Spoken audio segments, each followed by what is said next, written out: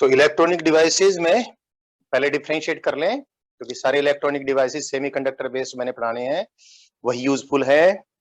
तो कंडक्टर्स क्या है, सेमीकंडक्टर्स क्या है, इंसुलेटर्स क्या है, दो क्राइटेरिया है इनको डिफरेंशिएट करने के। एक क्राइटेरिया तो बहुत पहले हम आपको बता चुके हैं, जब करंट इलेक्ट्रिसिटी हमने आपको पढ़ाया था, क्या इनकी कंडक्टिविटीज, इनकी रेजिस्टिविटीज में डिफरेंशिएट करके। कंडक्टर्स की रेजिस्टिविटी 10 की पावर -6 से लेकर 10 की पावर -8 ओम इंटू मीटर तक होती है। इसका उल्टा कर दें, 10 की पावर 6 से लेकर 10 की पावर 8 सीमेन इंटू मीटर इनवर्स इसकी कंडक्टिविटी आ गई। इंसुलेटर्स की मैं जब बात करूं तो इंसुलेटर्स की रेजिस्टिविटी, इंसुलेटर्स को बहुत बड़ी रेंज में हम बांट देते हैं बच्चों। इंसुलेटर की अगर रेजिस्टिविटी की बात करूं तो 10 की पावर 1, 10 की पावर 1 से लेकर 10 की पावर 20 तक इंसुलेटर आ जाते हैं।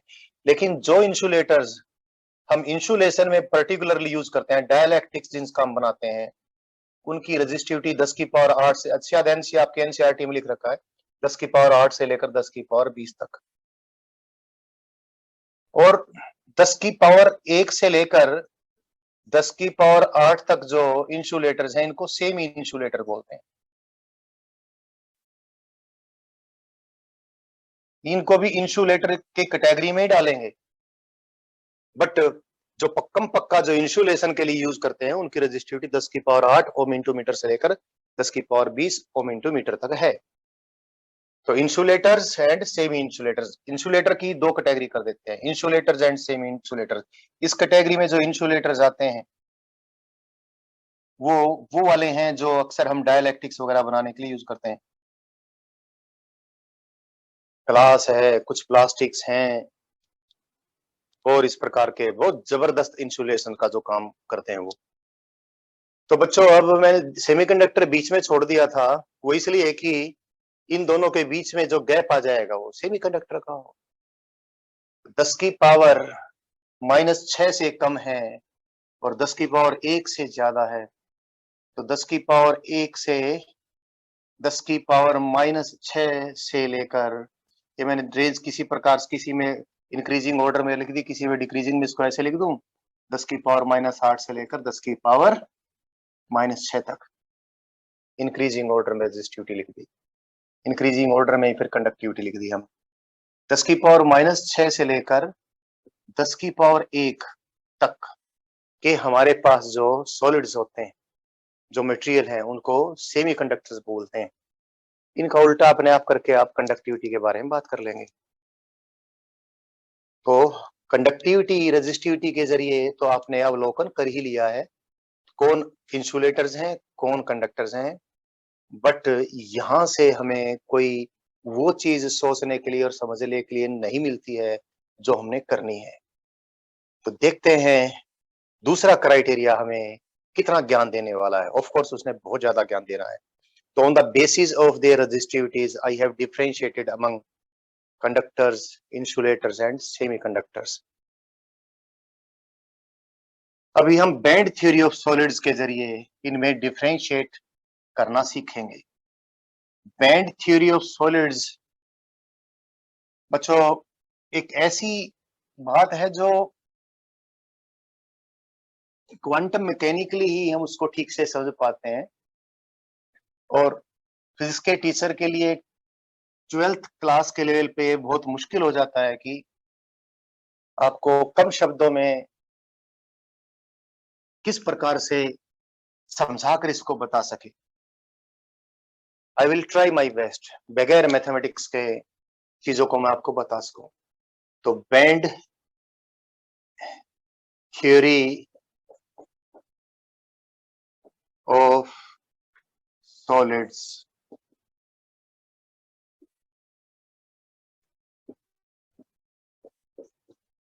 introductory ideas only।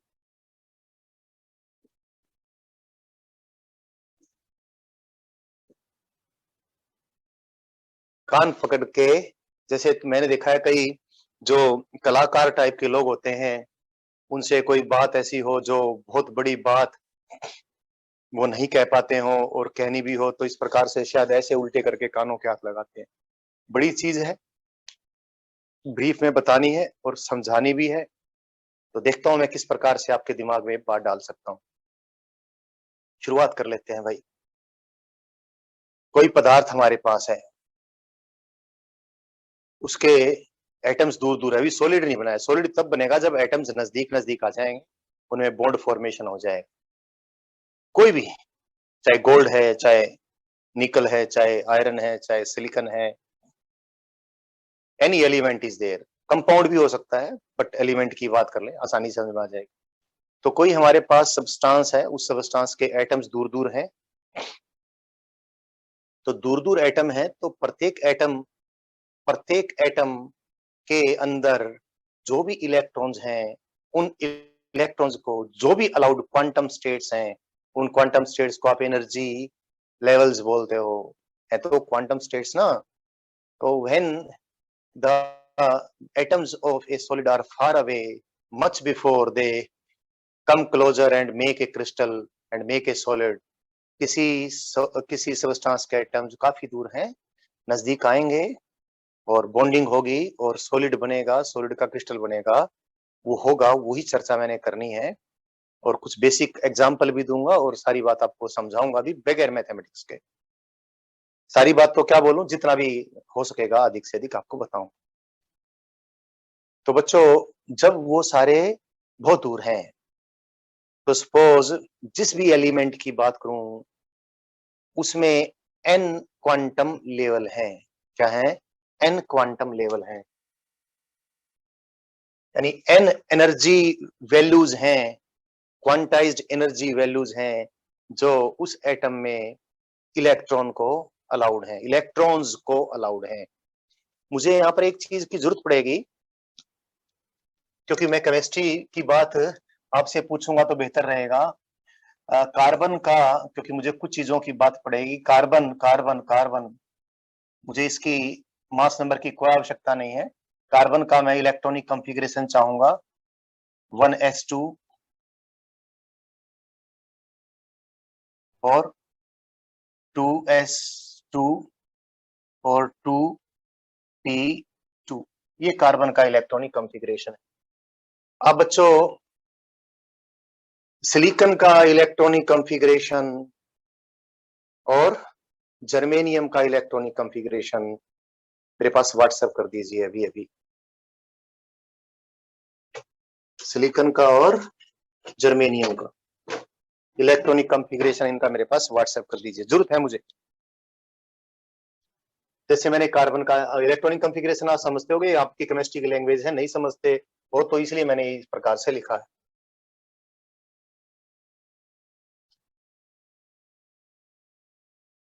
अरे आया नहीं, बच्चों ने दिया ही जवाब। क्यों बालको, क्लास नहीं अटेंड कर रहे क्या? क्या मेरी आवाज सुन नहीं रही है क्या बच्चों? शिवम, क्या मेरी आवाज और वीडियो पहुंच नहीं रही है क्या? अच्छा पहुंच रही है, अच्छा लिखने में टाइम। सिलिकॉन, ओके, सिलिकॉन का लिख दिया आपने।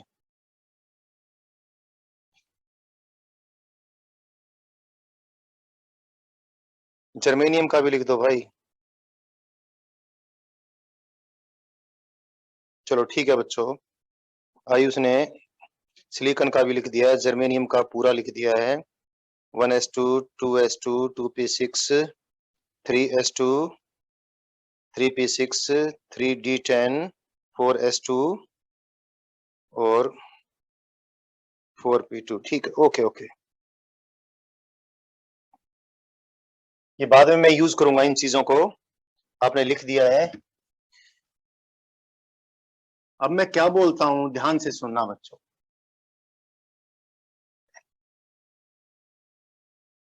किसी सॉलिड के बनने की प्रक्रिया को हम थोड़ा सा ड्रामेटाइज करके समझते हैं।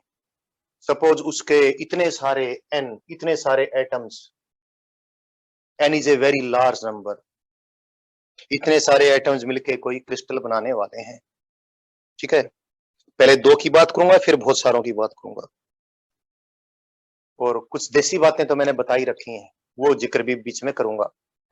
तो बच्चों, जब सारे एटम्स बहुत दूर दूर हैं तो प्रत्येक एटम के इलेक्ट्रॉन्स उस एटम की न्यूक्लियस की इलेक्ट्रिक फील्ड से ही बंधे हुए हैं, किसी और इलेक्ट्रिक फोर्स से वो नहीं बंधे हुए हैं। उस इलेक्ट्रिक फील्ड के कारण ही जो फिजिक्स के नियम हैं, जो प्रकृति के नियम हैं, जो क्वांटम रूल्स हैं, उन क्वांटम रूल्स की सहायता से मान लिया उसमें n अलाउड क्वांटम स्टेट्स बनती हैं एक एटम में। इतनी सी बात में, मेरे शब्दों में शायद आपको समझने में कोई दिक्कत नहीं होगी। कोई होगी तो चलो मैं फोन लगातार अपने सामने ये रख लेता हूं। हाँ, शोम ने भी लिख दिया है और अनु ने भी लिख दिया है। ओके ओके ओके, युक्ति ने भी लिख दिया है। चलो, कोई बात होगी तो मुझे दिखेगी। भाई बच्चों, फिर बात यह है कि जब वो एटम्स दूर दूर हैं, सारे इतने दूर दूर हैं कि एक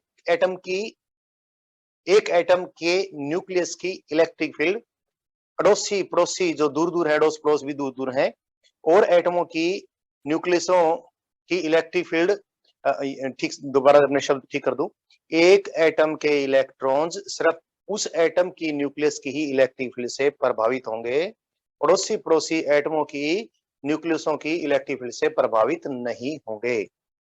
तो n के n एटमों में n डिस्क्रीट एनर्जी लेवल्स हैं, अलाउड क्वांटम स्टेट्स हैं, और सभी क्वांटम स्टेट्स की एनर्जी वैल्यू सेम है। क्या ये बात समझ रहे हो? प्रत्येक एटम में n अलाउड क्वांटम स्टेट्स हैं। n में से कितनी भरी हुई हैं, कितनी नहीं भरी हुई हैं, वो तो डिपेंड करेगा उसमें कितने इलेक्ट्रॉन्स हैं, कितने इलेक्ट्रॉन्स हैं, और क्या उसका जेड है, क्या उसका वो सारी कुछ डिटरमाइन करेंगे क्या क्या अलाउड एनर्जी लेवल्स होंगे, और अलाउड एनर्जी लेवल में से कितने भरे होंगे वो बाद की बात है। एन अलाउड क्वांटम स्टेट्स एक एटम में है, और वो उस एटम की न्यूक्लियस की इलेक्ट्रिक फील्ड जो जेड डिपेंडेंट है उसके अनुसार ही वो बनेंगे। समझ गए बच्चों? तो ये बात हमने अभी कर ली है, और बातें भी हैं, उस डिटेल में हम नहीं जाएंगे। तो जब एटम्स बहुत दूर दूर हैं तो all the allowed n quantum states of each atom are there untouched by the influence of the electric field of the other atoms, right? तो प्रत्येक एटम में जितने भी अवेलेबल इलेक्ट्रॉन्स उसमें हैं उनको इतनी एनर्जी वैल्यूज, एक एक एनर्जी वैल्यू डिस्क्रीट है, इतनी सी बात है। ठीक है बच्चों, 2 एस एनर्जियां हैं, 6 पी एनर्जियां हैं, वगैरह वगैरह इस प्रकार। अगली बात मैं करूं, अगली बात यह है बच्चों कि जब एटम्स नजदीक नजदीक आने होंगे, और नजदीक नजदीक आके, मैंने कहा कि मैं सिचुएशन को ड्रामेटाइज कर रहा हूं, जब नजदीक नजदीक आने शुरू होंगे तो क्या होगा, बहुत आसानी से आप समझ सकते हो। नजदीक नजदीक आने शुरू होंगे तो अगर बहुत नजदीक आ जाएंगे तो भैया एक एटम की न्यूक्लियस की इलेक्ट्रिक फील्ड अड़ोस पड़ोस के एटमों की न्यूक्लियसों की, अड़ोस पड़ोस के एक एटम की न्यूक्लियस की इलेक्ट्रिक फील्ड सिर्फ अपने ही एटम के इलेक्ट्रॉनों को प्रभावित, अफेक्ट करने के साथ साथ पड़ोसी पड़ोसी एटमों के इलेक्ट्रॉनों के ऊपर भी वो प्रभाव डालेगी। तो पड़ोसी पड़ोसी एटमों के इलेक्ट्रॉनों के पास जो अवेलेबल क्वांटम स्टेट्स थे, जो अलाउड एनर्जी वैल्यूज थी, जो एक सिंगल इलेक्ट्रिक फील्ड के कारण थी, एक पर्टिकुलर डिस्टेंस पे इलेक्ट्रिक फील्ड की एक वैल्यू थी, अब उसी पोजीशन पे इलेक्ट्रॉन के पास बहुत सारी अलाउड एनर्जी वैल्यूज हो जाएंगी। एक इस एटम, कोई एटम कितनी इलेक्ट्रिक फील्ड पर, किसी एटम की न्यूक्लियस कितनी इलेक्ट्रिक फील्ड कर रही है, किसकी कितनी कर रही है, तो कुल मिलाकर सिचुएशन ये होगी। बहुत आसान भाषा में बताने की कोशिश कर रहा हूं कि instead of 1 out of N allowed quantum states, वो तो तब थी जब सारे एटम दूर दूर थे, अब हर क्वांटम स्टेट एक के बजाय कई क्वांटम स्टेट्स के अंदर एक एनर्जी लेवल के बजाय कई एनर्जी पॉसिबिलिटीज हो जाएंगी, क्योंकि अड़ोस पड़ोस बहुत सारी न्यूक्लियस है, उनकी इलेक्ट्रिक फील्ड के प्रभाव के कारण। इस घटना को स्प्लिटिंग ऑफ एनर्जी लेवल्स बोलते हैं। तो ये शब्द कई बार आपको इलेक्ट्रॉनिक्स में, सॉरी आपकी केमिस्ट्री में इलेक्ट्रॉनिक सिलेबस में नहीं होगी, बट शायद आपके केमिस्ट्री के सर ने इस प्रकार की बात कुछ बताई होगी। बाकी आई डू नॉट नो कि आपका सिलेबस उसमें किस ढंग का है, कैसा कैसा ये चीजें हैं या नहीं है, बट ये थोड़ा शब्द शायद आपने सुना होगा, स्प्लिटिंग ऑफ एनर्जी लेवल्स। अब अगली बात करता हूं समझाने के लिए, मैं एक सिचुएशन को थोड़ा और ड्रामेटाइज करता हूं। सपोज दो ही एटम थे भाई। अच्छा, एक और बात भी यहां पर, तो जब ऐसा होगा, जब एटम्स एक दूसरे के बहुत नजदीक नजदीक आ जाएंगे, तो वो इलेक्ट्रॉन्स जो न्यूक्लियस के बहुत करीब हैं, यानी एटम के अंदर इलेक्ट्रॉन्स कुछ तो न्यूक्लियस के करीब होंगे, कुछ थोड़ा दूर होंगे। अगर मैं बोर थ्योरी के अकॉर्डिंग बोलूं, जो कि बोलना आसान है, बोर थ्योरी के अकॉर्डिंग कुछ ना कुछ तो हम हमेशा ही बोलते रहते हैं। जो के शेल के इलेक्ट्रॉन्स होंगे, they are very close to the nucleus. L shell के electron they will be little bit away from the nucleus. और जो सबसे कम एनर्जी, सॉरी सबसे ज्यादा एनर्जी वाले, सबसे कम नेगेटिव एनर्जी बोलूं, सबसे ज्यादा एनर्जी वाले जो इलेक्ट्रॉन होंगे, जो न्यूक्लियस से सबसे ज्यादा दूर होंगे, जिनको हम वैलेंस इलेक्ट्रॉन्स बोलते हैं। वैलेंस इलेक्ट्रॉन्स न्यूक्लियस से सबसे ज्यादा दूर होंगे, तो इसका मतलब वो न्यूक्लियस के प्रभाव से सबसे कम बंधे हुए हैं, और उनको बाहर निकालना भी बहुत आसान होता है। आपको ये बात मालूम भी है, केमिस्ट्री के जरिए मालूम है, थोड़ा बहुत फिजिक्स में भी हल्का फुल्का जी कराता रहता है। तो होगा ये, जब नजदीक आते हैं ना बच्चों एटम्स, तो जो इनर इलेक्ट्रॉनिक एनर्जी लेवल्स हैं, leave behind the valence energy levels. N में से कुछ energy level valence energy levels होंगे, कुछ कोर एनर्जी लेवल्स होंगे, कुछ इनर एनर्जी लेवल्स होंगे। तो इनर एनर्जी लेवल्स पे तो अड़ोस पड़ोस के एटमों की न्यूक्लियस की इलेक्ट्रिक फील्ड का नेग्लिजिबली स्मॉल इफेक्ट होगा, इतना कम कि हम ये उसको मानना ही छोड़ सकते हैं। खाली किन एनर्जियों के ऊपर अड़ोस पड़ोस के एटमों की न्यूक्लियसों की इलेक्ट्रिक फील्ड का प्रभाव होगा, जो वैलेंस एनर्जी वैल्यूज हैं उनके ऊपर ही। ये बात भी समझ में शायद आपको आ गई होगी। कभी मैंने इसको माँ की गोदी में छोटी उम्र का बच्चा है और इस प्रकार के एग्जाम्पल दिए होंगे क्लास में, जब मैं free electron theory of conduction in metals बता रहा, तो इस प्रकार के मैंने देसी एग्जाम्पल दिए थे। उनको रिपीट करने का अब टाइम नहीं है। आई थिंक यहां तक बात आपको गई होगी, समझ में आ गई होगी।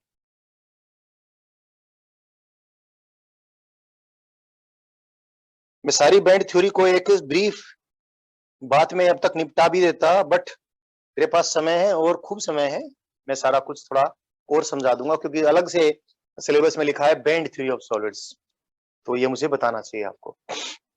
ठीक, अब बात को समझाने के लिए और समझाने के लिए देखो, सिचुएशन को मैं ड्रामेटाइज कर रहा हूं, और सपोज मैं दो ही एटम मान लूं, ज्यादा भी मानेंगे, इतने एटम भी मानेंगे, सपोज दो ही एटम हैं, जब दूर दूर थे तो भैया दोनों एटमों की न्यूक्लियसों की इलेक्ट्रिक फील्ड एक दूसरे को प्रभावित नहीं कर रही थी।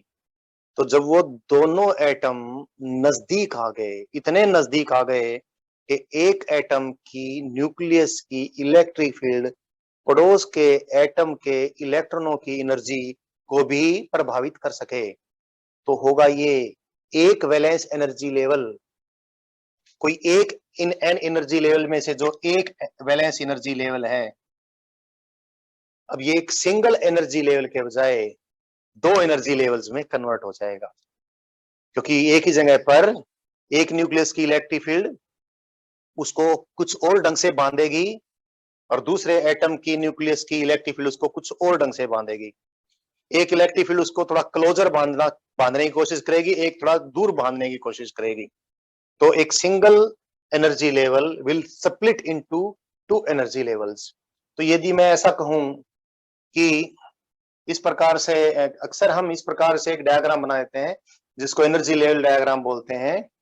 इसको किसी भी ग्राफ की श्रेणी में रखना थोड़ा सा मुश्किल होता है, लेकिन ये प्री पार्टी है और बच्चों को खूब समझ में आता है, तो हम इसको फॉलो करते ही करते हैं। Energies of different allowed quantum states, ये तो भाई क्वांटम स्टेट्स हैं, वो उनकी एनर्जियां जो कि न्यूक्लियस के काफी क्लोज हैं। अब मैं बिल्कुल स्केल के अकॉर्डिंग नहीं जा रहा हूं, क्योंकि जाऊंगा तो बहुत वक्त लग जाएगा और बनाना ही बहुत मुश्किल हो जाएगा। सपोज ये कोई वैलेंस एनर्जी लेवल था, जब एटम्स दूर दूर थे तो एक एटम के अंदर भी ऐसे ही मैंने यू तो कितने ही डायग्राम बना दूंगा बच्चों, उसका कोई तो लिमिट करनी पड़ेगी। सपोज किसी एटम में ये तीन एनर्जी लेवल थे, इसको भी सपोज मैं एक एनर्जी लेवल में कंसीडर कर लेता हूँ। ग्राउंड स्टेट एनर्जी लेवल वगैरह वगैरह जो भी है, ग्राउंड स्टेट इसमें के शेल वाले, एल शेल वाले वगैरह वगैरह, इस प्रकार की बात करूं तो जो भी एन अलाउड एनर्जी लेवल्स हैं एक एटम में, 1 2 3 4, ये एनर्जी लेवल मैंने वैलेंस एनर्जी लेवल में से कोई एक कंसीडर कर लिया। तो दोनों एटमों में, एक एटम के अंदर भी ये मैंने गिनती कर ली, मतलब इस प्रकार से मुझे बोलने में थोड़ी तकलीफ है, बट समझाने के लिए मुझे यही इस्तेमाल करना पड़ेगा।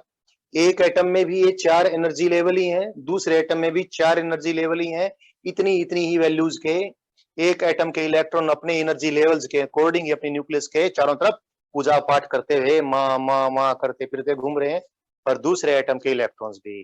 But when they come closer, इतना क्लोजर कि भैया अड़ोस पड़ोस की न्यूक्लियस, अड़ोस पड़ोस दो एटमों की बात करो, दोनों एटमों की न्यूक्लियस अपने पड़ोसी एटम के जो सबसे कम बंधा हुआ इलेक्ट्रॉन है, सबसे दूर इलेक्ट्रॉन है, यानी वैलेंस एनर्जी लेवल है, उसको प्रभावित करना शुरू कर देगी। बहुत सारे शब्द हैं यहाँ पर, सब इसमें इसको समझ जाएंगे आसानी से मैं बोला हूं। तो ये जो सिंगल एनर्जी लेवल थी अंदर वाली, जो जो ये energy level, this energy level corresponds to the electron which is very close to nucleus, and this is what और भी ज्यादा close to nucleus, this is कतीय क्लोज टू न्यूक्लियस।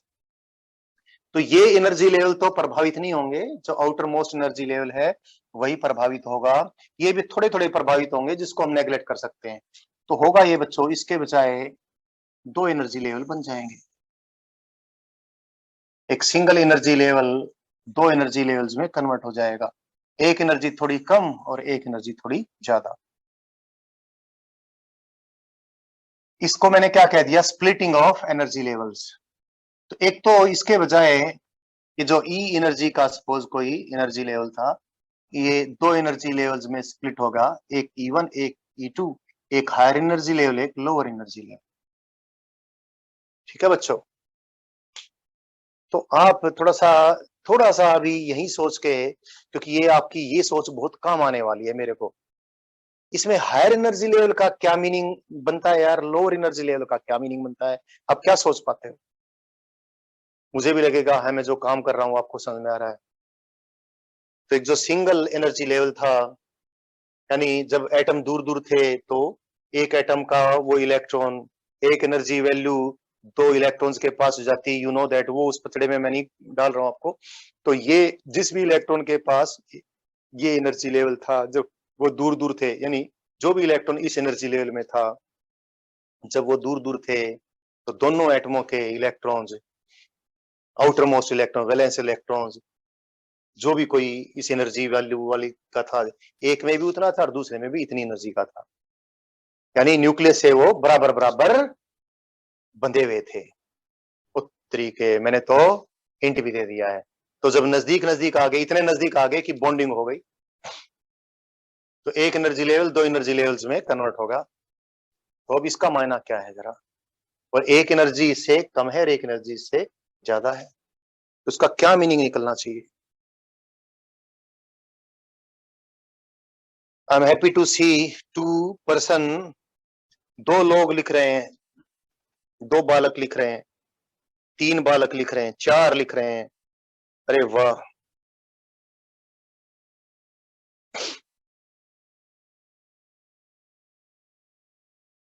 प्रियंका ने तो,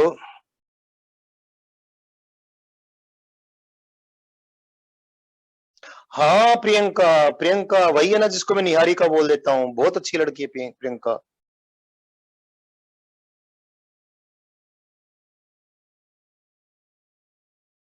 हाँ शाबाश आयुष, बिल्कुल ठीक बिल्कुल ठीक। और भी बेहतर लिख सकते थे, बट आपने इतना लिखा वो भी बहुत अच्छा है। Shome is still typing.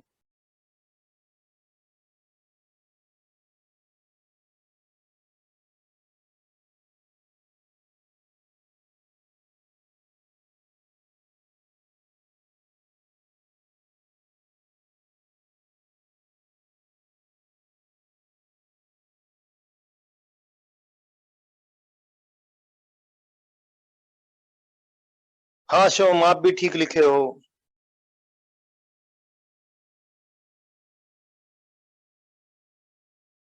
नहीं बेटा नहीं, युक्ति ये बात नहीं है। हाँ लक्ष्य, आप भी ठीक लिखे हो। बेटा लोअर एनर्जी का यहाँ पर मतलब है कि अगर इलेक्ट्रॉन्स के पास इतनी एनर्जी है, प्रत्येक एटम में 2 एनर्जी लेवल बन गए हैं, तो प्रत्येक एटम का वो वैलेंस इलेक्ट्रॉन जो इतनी एनर्जी का था वो अब इतनी एनर्जी का है, तो वो अपनी ही एटम की न्यूक्लियस की इलेक्ट्रिक फील्ड से बंधा हुआ है, और इतनी का है तो दोनों से बंधा हुआ है, इस प्रकार की बात। या फिर यूं कहें कि ये फालतू जो एनर्जी है वो इतनी एनर्जी होगी कि ये नहीं कह सकते हम कि वो किससे बंधा हुआ है। ये फालतू एनर्जी मतलब अब उसका बंधना अपने अपने एटमों की न्यूक्लियस से थोड़ा कम हो गया है। यानी जब E2 एनर्जी का अगर किसी इलेक्ट्रॉन के पास ये एनर्जी है तो ये कहें यार नहीं, ये तो this belongs to this atom, no no this belongs to this atom, ऐसा कहना मुश्किल हो जाएगा। ये बात है, ये छोटी सी समझ हमारे लिए। अब मैं बता रहा कि मैं वो सारा एक और बताऊं बच्चों आपको, ये पूरी कैलकुलेशन इलेक्ट्रॉन को पार्टिकल मान के नहीं होती है, इलेक्ट्रॉन को मैटर वेव मान के ही सारी ये कैलकुलेशंस करके ये मॉडल बने हुए हैं। प्रोबेबिलिस्टिक थ्योरी साथ में इलेक्ट्रॉन की वेव्स की बनाकर तब करते हैं। तो मैं आपको डराना नहीं चाहता था, बट क्योंकि मैंने बहुत आसान आसान शब्द यूज करने हैं, तो मैथमेटिकल डिटेल्स में जाने के बजाय देसी भाषा में, ये देसी भाषा है फिजिक्स की जो मैं बता रहा हूं। अब 2 के जरिए ऐसा कहना बहुत आसान था, तो शायद आपको समझ में बात अब आगे होगी। अब सोचो जरा, अगला प्रश्न भी मैं आपसे पूछता हूँ। 2 नहीं भाई, अब सॉलिड है यार, सॉलिड बनना है। और एक प्रश्न जो बार बार पूछता हूं, अब तो बहुत जरूरत है, सभी सॉलिड्स के अंदर एटम डेंसिटी कितनी होती है, एक बार वापस से लिख दो जरा। What is the atom density, what is the order of magnitude of atoms density in a solid. शाबाश शाबाश, कई बार डिस्कशन हुआ है, अब तो आपको इस चैप्टर में तो जरूरत पड़ेगी।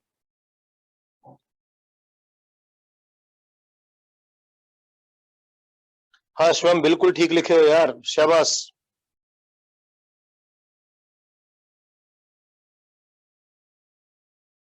ये तो केमिस्ट्री का क्वेश्चन ज्यादा है, मोल कंसेप्ट को यूज करके कभी भी आपसे आपके केमिस्ट्री के एग्जाम में क्वेश्चन आ सकता है बल्कि। चलो और बच्चे नहीं लिख रहे हैं, शायद भूल गए होंगे। 10 रेज़ टू द पावर 29, लगभग लगभग 5 गुना 10 की पावर 28, इतने एटम्स पर metre cube. Atoms density in a solid is huge. हाँ युक्ति आप ठीक लिखे हो, 10 की पावर 28 से लेकर 10 की पावर 29 के बीच में बैठती है। अक्सर 5 गुना 10 की पावर 28 से ज्यादा होती है थोड़ी, इसलिए हम 10 की पावर 29 ले लेते हैं ऑर्डर ऑफ मैग्नीट्यूड। बिल्कुल ठीक लिखे हो बच्चों आप। तो बहुत सारे, अब कोई सॉलिड बन रहा है बच्चों, तो जब सॉलिड बनेगा तो क्या होगा, सॉलिड जब बनेगा, सपोज इतने एटम्स एक दूसरे के बहुत नजदीक आ गए और क्रिस्टल बन गया है, तो बताओ क्या होगा।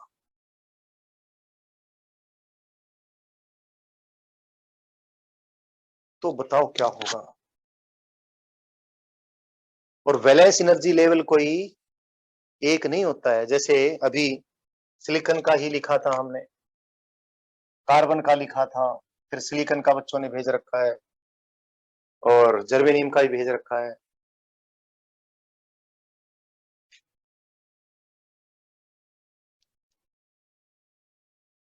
जब n एटम्स नजदीक नजदीक आ जाएंगे, इतने नजदीक नजदीक कि प्रत्येक एटम की न्यूक्लियस की इलेक्ट्रिक फील्ड दूसरे एटमों के इलेक्ट्रॉन्स को भी प्रभावित कर सके। तो जो गोदी में चिपके, माँ की गोदी में चिपके हुए बच्चे यानी कोर इलेक्ट्रॉन्स हैं, उन पे तो कोई प्रभाव डलेगा नहीं, उस पे तो डोरे मौसी डाल नहीं पाएगी।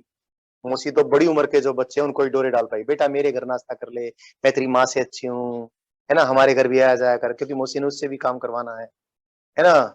तो जो ये बातें इस प्रकार की मैं अब नहीं बोलना चाहता था, लेकिन पहले भी मैंने इस प्रकार की बातें बोल रखी हैं।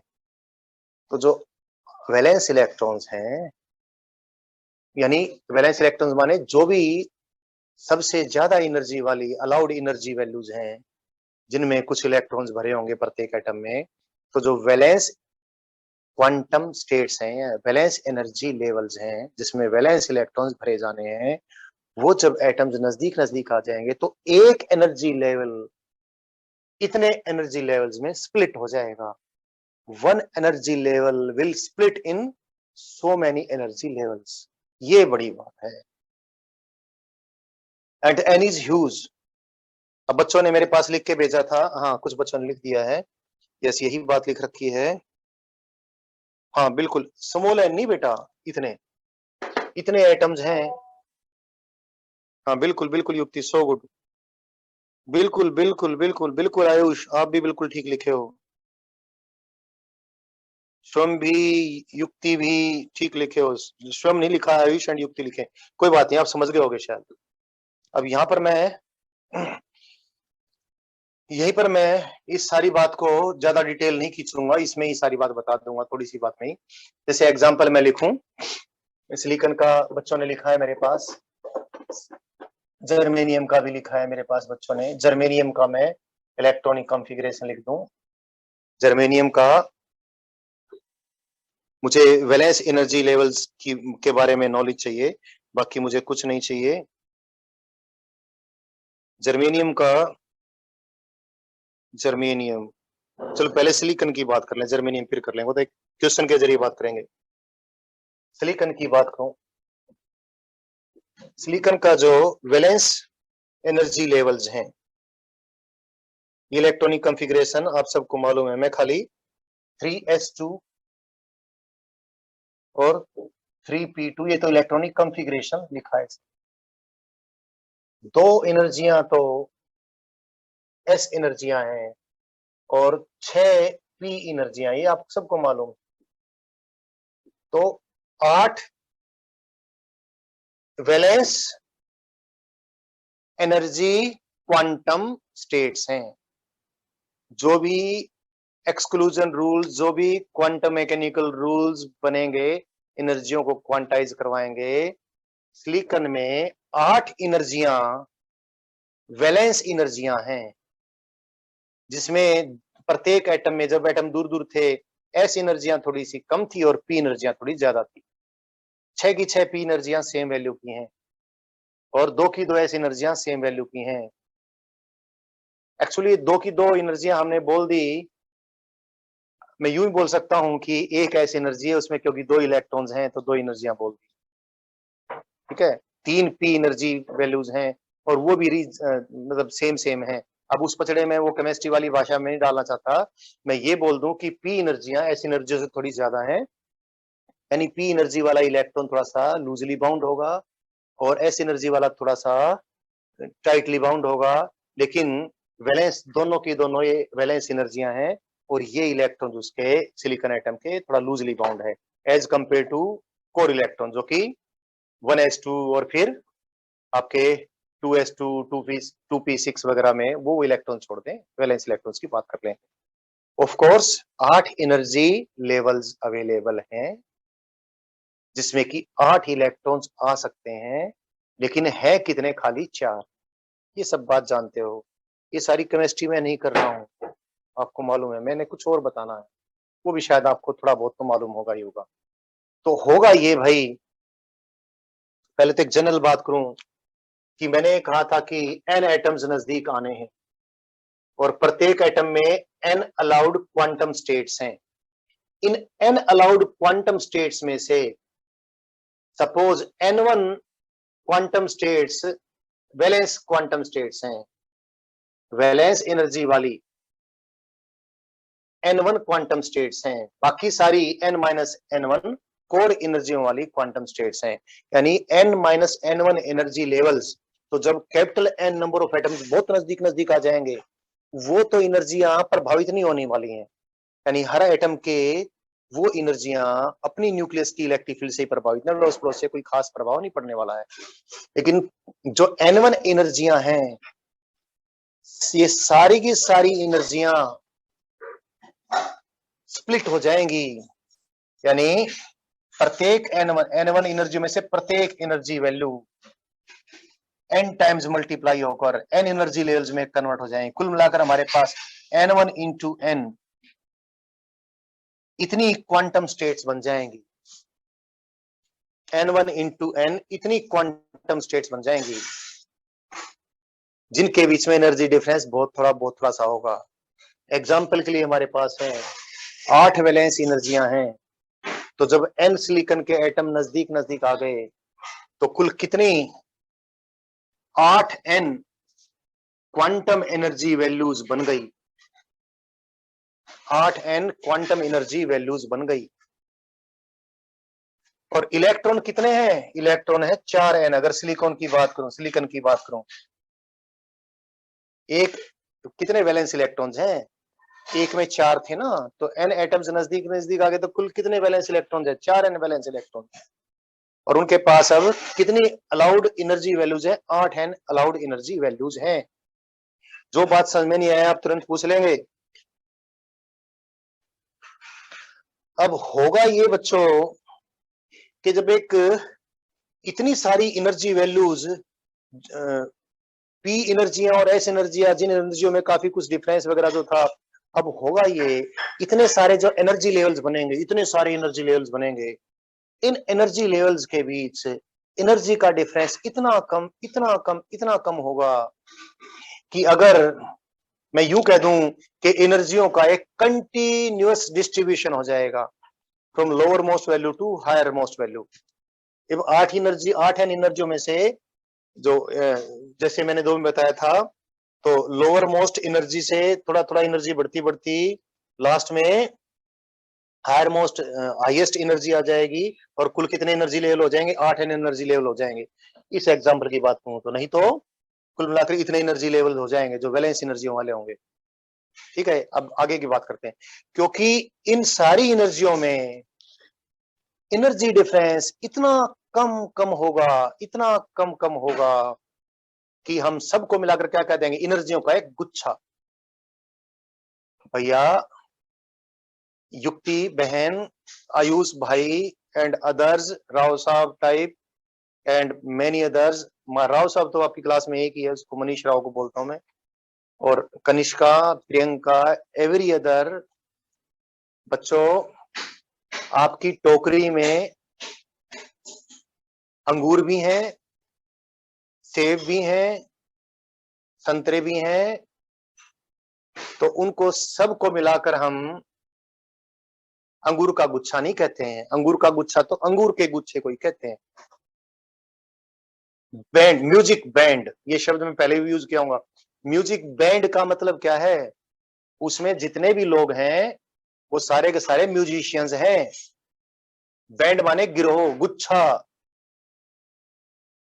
जैसे बैंड ऑफ डेकोइट्स, डाकुओं का बैंड, जिसमें क्या क्या शामिल हो जाएंगे? इंडिया में तो नेता लोग भी शामिल हो जाएंगे, पुलिस वाले एंड अफसर, all the IPS IAS officers and lower category के अफसर्स एंड पुलिस वालाज एंड नेताज एंड चोर्स एंड डाकूज। हमारे लिए तो इंडियन आदमी के लिए तो सारे के सारे क्या है? बैंड ऑफ डेकोइट्स हैं। खैर, इंडियन पॉलिटिक्स पे नहीं जाता हूँ, वापिस आ जाता हूँ नीचे। तो बैंड ऑफ म्यूजिशियंस जैसे होता है ना, तो बैंड शब्द का मीनिंग आपने समझ लिया है। एक जैसी वैल्यूज के आसपास, एक जैसी नेचर के चीजों के समूह को हम बैंड बोलते हैं। शब्दों की जानकारी जरूरी है। तो जब इतनी एनर्जियों का एक गुच्छा बनेगा, तो उस एनर्जियों के गुच्छे को क्या कहेंगे? एनर्जी बैंड कहेंगे। तो ये बैंड शब्द भी जानना जरूरी था, अदरवाइज इसका पता नहीं क्या कुछ होता रहता है। तो इस एनर्जी बैंड में कुछ एनर्जियां लोअर होंगी, कुछ थोड़ी हायर होंगी। लोअर और हायर एनर्जी में धीरे धीरे थोड़ा ही डिफरेंस होगा। थाउजेंड्स ऑफ 1 इलेक्ट्रॉन वोल्ट से भी कम एनर्जी डिफरेंस वाला, वो तो डिपेंड करेगा, थोड़ा सा कम बोल गया, बहुत ही थोड़ा थोड़ा भाई, क्योंकि एन बहुत ज्यादा है, थोड़ा सा ज्यादा बोलने में मेरे को ट्राई हो रही है। तो एनर्जियों का जो बैंड बनेगा ना, जिसमें एनर्जियों की वैल्यूज में बहुत बहुत बहुत कम कम डिफरेंस होगा, तो होगा ये कि जितने इलेक्ट्रॉन्स हैं अवेलेबल, एग्जांपल में ये ले लूं तो ही बेहतर है। जैसे सिलिकॉन की बात करूं, जर्मनी में भी इतने वैलेंस इलेक्ट्रॉन्स हैं, सिलिकॉन में भी इतने हैं, तो इतने वैलेंस इलेक्ट्रॉन्स है, वैलेंस एनर्जियों का गुच्छे के अंदर इतनी अलाउड एनर्जी वैल्यूज हैं, यानी एनर्जी बैंड में इतने एनर्जी लेवल्स हैं, 8 एनर्जी लेवल्स हैं। तो सबसे पहले जो लोअर मोस्ट एनर्जी होंगी वही फिलअप होंगी, ज्यादा अट्रैक्टिव फोर्स से इलेक्ट्रॉन्स बनेंगे। अगर मैं थोड़ा सा ऐसा बोलूं जो मेरे ख्याल समझ में आएगा, अगर टेम्परेचर 0 केल्विन है तो इन 8 एन एनर्जियों में से लोअर एनर्जियों वाले 4 एन एनर्जी लेवल तो कंप्लीटली फिल्ड होंगे, और 4 एन एनर्जियों वाले higher energy level completely unfilled होंगे। ये बात भी आपको समझ में आ गई होगी।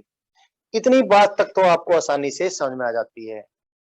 अगली बात मैं बोलूं तो थोड़ा सा कम समझ में आएगी, हालांकि मैथमेटिक्स मैंने कुछ नहीं किया है भैया। जब ये 8 एनर्जी लेवल बनते हैं ना बच्चों, सारी वैलेंस एनर्जियां मिक्स होकर, स्प्लिटिंग होकर, तो इन एनर्जी, जो एनर्जी बैंड बन गया, 8 एनर्जी लेवल्स का जो बैंड बन गया, इसके दो हिस्से हो जाते हैं, यानी एक सिंगल एनर्जी बैंड के बजाय दो एनर्जी बैंड बन जाते हैं। ये बात ध्यान से सुनना। जैसे इसमें 2 एनर्जी लेयर बन गए थे, तो इतनी 8 जो एनर्जियों का जो गुच्छा बना, ये 8 एनर्जियों का गुच्छा भी 2 गुच्छों में कन्वर्ट हो जाता है। एक गुच्छा थोड़ी हायर एनर्जियों का और एक गुच्छा कुछ कम एनर्जियों का। वापिस से बोलता हूं, और जरूरी नहीं ये हो, जैसे कुछ सॉलिड्स में ये नहीं हो पाता है, ये अलग अलग हो ही नहीं पाते हैं। हालांकि हम यूं भी कह देते हैं कि अलग अलग हो गए लेकिन फिर ओवरलैप हो गए, लेकिन तकरीबनों में ये सारी की सारी वैलेंस एनर्जियों का एक सिंगल गुच्छा होने के बजाय 2 गुच्छे बन जाते हैं। एक गुच्छा, एक गुच्छे में उतने ही एनर्जी लेवल होते हैं जितने कुल वैलेंस इलेक्ट्रॉन्स होते हैं। तकरीबन सॉलिड्स की बात कर रहा हूं, कंडक्टर्स को छोड़ दो, कंडक्टर्स की थोड़ी सी बात, मतलब तकरीबन सॉलिड्स, कंडक्टर को छोड़ के, और बहुत सारे सॉलिड्स हैं, कंडक्टर्स को छोड़ के बाकी सब सॉलिड्स की बात कर दूं तो कुल मिलाकर इतने जितने एनर्जी लेवल, जितने एनर्जी लेवल एक एनर्जी बैंड के अंदर बन गए, एग्जांपल के लिए इसमें 8 है, इसमें n1 into n बोल दिया मैंने, तो अब इसके 2 गुच्छे बनेंगे, एक लोअर एनर्जियों का, एक हायर एनर्जियों का। तो लोअर एनर्जियों के गुच्छे में कुल कितने एनर्जी लेवल होंगे? सपोज सपोज सपोज 1 मिनट और बोल दूं मैं, क्योंकि ये तो है ही आपके पास। मैंने ये एग्जांपल लिया था कोई जनरल, जिसमें n क्वांटम स्टेट्स हैं प्रत्येक एटम, जब अलग अलग थे वो, और n क्वांटम स्टेट्स में से कितने quantum states valence quantum states थी, ये वाली वैलेंस क्वांटम स्टेट्स थी जब एटम अलग अलग थे, और कुल मिलाकर कितने वैलेंस इलेक्ट्रॉन्स हैं, वैलेंस इलेक्ट्रॉन्स प्रत्येक एटम में, सपोज n2 है, फिर n2 is lesser than this, n2 is lesser than और equal to n1, n2 is lesser than और इक्वल टू n1, ऐसा मैंने लिख दिया है। ठीक है बच्चों, तो अगर ये दिक्कत है तो अब इस एग्जाम्पल को ले लेना। जैसे इस एग्जाम्पल में इसकी सिलिकॉन की बात करूं तो कितनी वैलेंस एनर्जियां हैं? 8 वैलेंस एनर्जियां हैं, तो n1 के बजाय तो क्या आ गया? 8 आ गया। और कितने वैलेंस इलेक्ट्रॉन्स हैं? 4 वैलेंस इलेक्ट्रॉन्स हैं। बस आपको बहुत अच्छे बगैर मैथमेटिक्स समझा रहा हूं सारी बात। तो मैं ये कह रहा बच्चों कि 8 एनर्जियों का जो गुच्छा बनेगा ना, 8 एनर्जियों का गुच्छा बनेगा, एनर्जियों का, एनर्जी 8 एनर्जी लेवल का एक गुच्छा बनेगा, बैंड बनेगा, जिनके बीच में एनर्जी डिफरेंस इतना कम है, इतना कम है कि मुझे कोई भी संख्या बोलने में थोड़ा अपने शब्दों को, क्योंकि बहुत ही कम है, मैं डिवाइड करूंगा n से तो बहुत कम वैल्यू निकलेगी, शायद आप समझ गए होंगे, बोलने में थोड़ी कठिनाई है। तो इस प्रकार से बहुत कम कम एनर्जी डिफरेंसों का, एनर्जियों का जो गुच्छा बना, 8 n एनर्जियों का, या फिर क्या लिख दूं, n1 इंटू n एनर्जियों का। तो इस एनर्जी का सिंगल गुच्छा बनने के बजाय एनर्जियों के दो गुच्छे बन जाते हैं, एक लोअर एनर्जियों का गुच्छा, एक हायर एनर्जियों का गुच्छा। तो प्रश्न मेरा यह है कि लोअर एनर्जियों के गुच्छे में कुल कितने एनर्जी लेवल होंगे? अब उत्तर लिख दो फटाक से, इस एग्जाम्पल के अनुसार भी और इस एग्जाम्पल के अनुसार, जनरल बात के अनुसार भी और सिलिकॉन के एग्जाम्पल के अनुसार भी। शाबाश शाबाश, अगर बात आपको समझ में आई तो आप तो आसानी से लिख दोगे।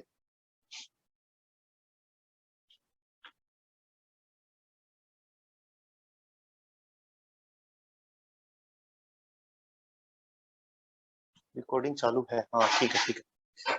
शिवम थैंक यू यार, आपने रिकॉर्डिंग टाइम पे याद दिलवा दी। ये तो वो लेक्चर है जिसको मैं रिकॉर्डिंग करना चाहूंगा ही चाहूंगा, क्योंकि मुझे मालूम है इसको बार बार बच्चा पूछ के मेरे को परेशान करता है। आगे से तो मिल जाएगी। ना ना ना ना यार, आयुष आयुष नहीं यार, नहीं, आधे आधे क्यों? आप किसकी कोई एग्जाम्पल की बात कर रहे हो? नहीं बेटा ना। आयुष शर्मा ने ठीक लिख दिया यार, लेकिन आयुष शर्मा आपने जो आंसर दिया किसके लिए लिखा है? लोअर एनर्जी के लिए, हायर एनर्जी के लिए? लोअर एनर्जी में कितने एनर्जी लेवल होंगे? लोअर गुच्छे में कितने एनर्जी लेवल होंगे? हाँ आयुष, अब बिल्कुल ठीक लिख दिया, बिल्कुल बिल्कुल शाबाश, बिल्कुल बिल्कुल Ayush one, good good good good. आधे आधे आपने उस एग्जाम्पल के सिलिकॉन के लिए लिखा था, बिल्कुल ठीक, शाबाश, आपके दोनों ही ठीक हैं। हाँ आयुष शर्मा बिल्कुल ठीक लिखे हो बेटा, बिल्कुल बिल्कुल।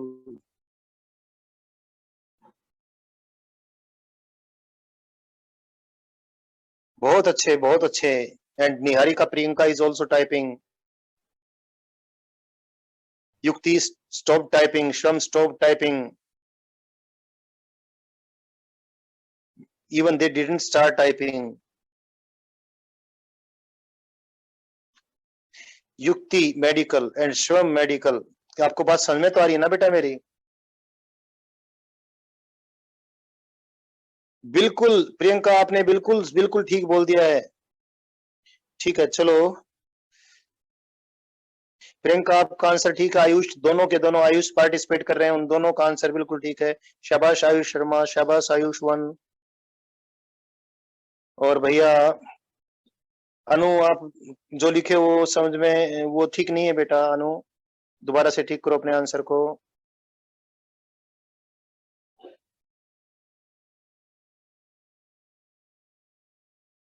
चलो कोई बात नहीं बच्चों।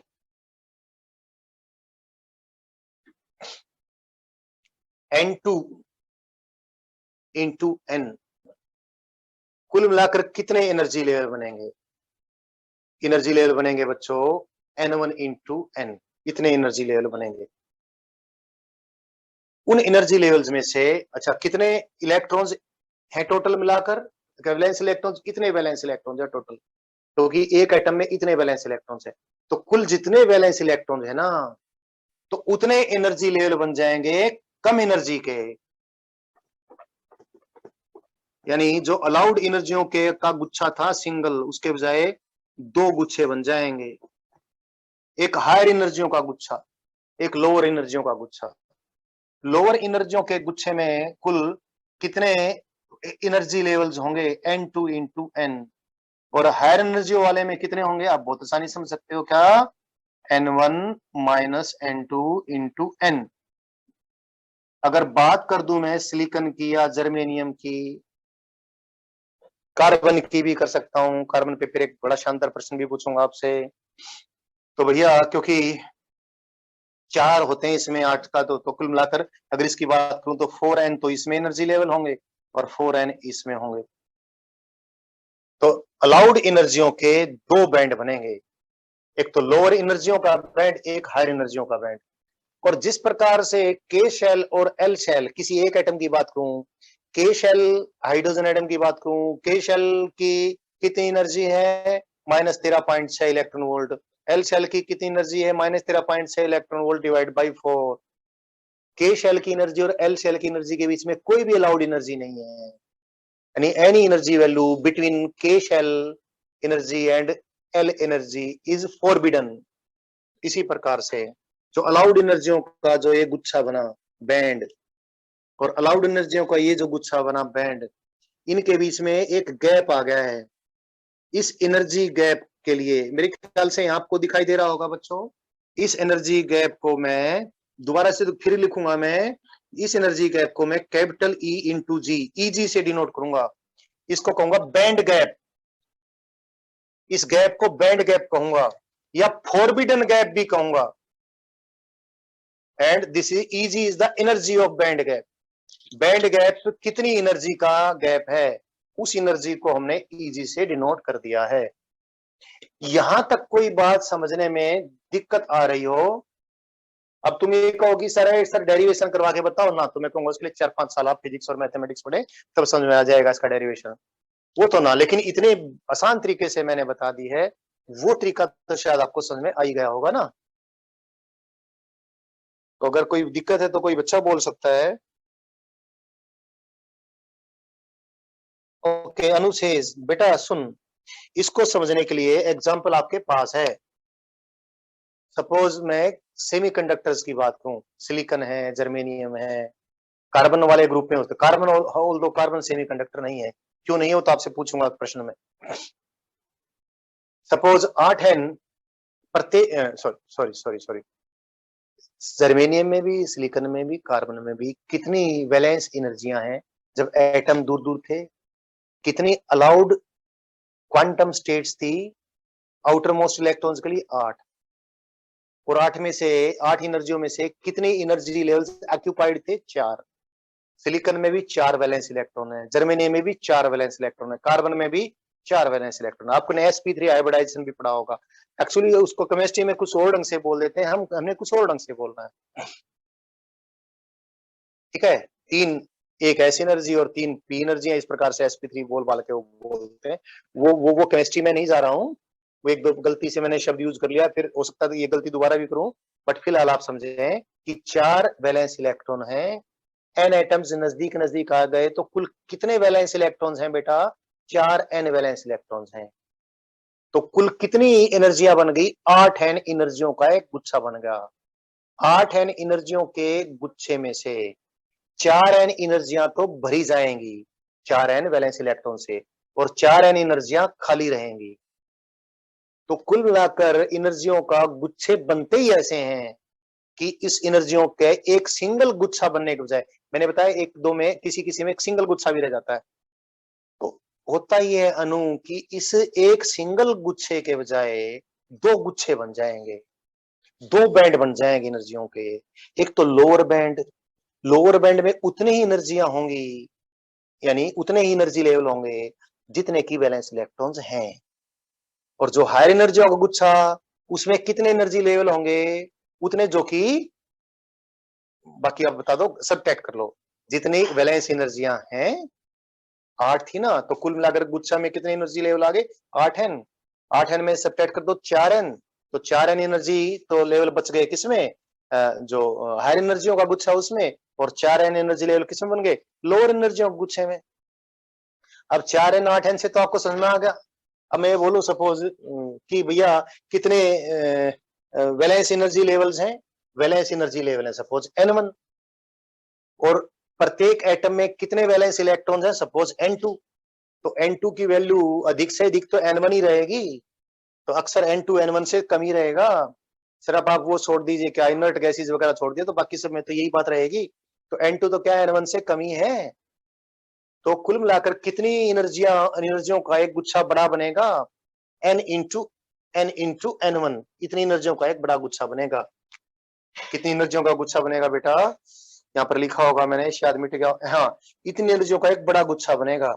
इस बड़े गुच्छे के 2 हिस्से होंगे, एक लोअर एनर्जियों का गुच्छा, उसमें वो तो अगर 0 केल्विन टेम्परेचर है, एब्सोल्यूट 0 टेम्परेचर है, तो ये लोअर एनर्जियों के गुच्छे में ही सारे वैलेंस इलेक्ट्रॉन आएंगे, और कुल वैलेंस इलेक्ट्रॉन कितने बन गए सारे एटम मिलाकर, इतने।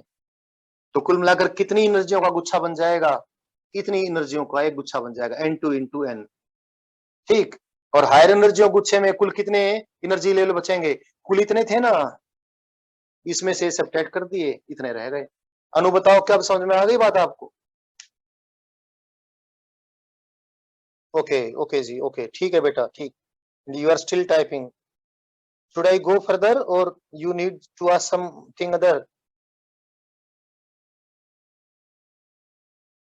Lakshay is typing, he wants to say something. Okay, Anu has allowed me to go further. Thank you, बच्चे. जीरो केल्विन टेम्परेचर ना हो तो आगे बात आएगी ना बेटा, वो तो अभी आएगी बात. ठीक है लक्ष्य. अब आपसे प्रश्न है कि ये लोअर एनर्जियों का जो गुच्छा है जिसमें सारे वैलेंस इलेक्ट्रॉन जाएंगे. एक मिनट, एनर्जियों का गुच्छा शब्द छोड़ रहा हूं मैं. अब मैं एनर्जी बैंड कहूंगा क्योंकि मैं भी थोड़ी अंग्रेजी बोलना जानता हूं यार, बोलूं. तो ये जो लोअर एनर्जियों का बैंड है, बैंड, कई बार हिंदी में अंग्रेजी के बहुत अच्छे अच्छे शब्दों का बड़ा सत्यानाश हो गया है. आपका बैंड बजा दिया, तो भैया ये बैंड शब्द का ज्यादा ही मिसयूज हो गया अपनी अपनी हमारी भाषा में. इसलिए बैंड शब्द का मीनिंग कुछ और था, हमने कुछ और ही मतलब बना दिया उसका. ठीक है, तो मैं इसको इसलिए बार बार गुच्छा वर्ड यूज किया था, अब छोड़ रहा हूं. तो जो लोअर एनर्जियों का जो बैंड है 0 केल्विन पे, क्योंकि इसमें ही सारे वैलेंस इलेक्ट्रॉन्स भरे जाएंगे, तो इस एनर्जियों के बैंड को मैं नाम दे देता हूं वैलेंस बैंड. इसको मैं क्या नाम दे दूंगा? Valence band. तो लोअर एनर्जियों के गुच्छे को तो नाम दे दिया मैंने वैलेंस बैंड. ठीक है. अब हायर एनर्जियों का जो बैंड है, हायर एनर्जियों के बैंड और लोअर एनर्जियों के बैंड के बीच क्या फर्क होना चाहिए? और एग्जाम्पल के लिए ये है, ये मैंने अब तक इसलिए नहीं उठाया था भाई. तो what is the difference between these two energy bands? क्योंकि जो बात मैं बोलूं वो मैं क्यों बोलूं, आपसे ही पूछ लूं और आप सक्षम हो बोलने के लिए.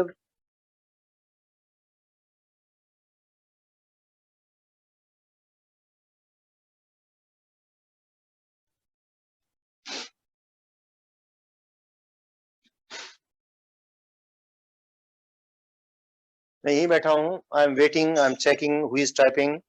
Ayush one is typing.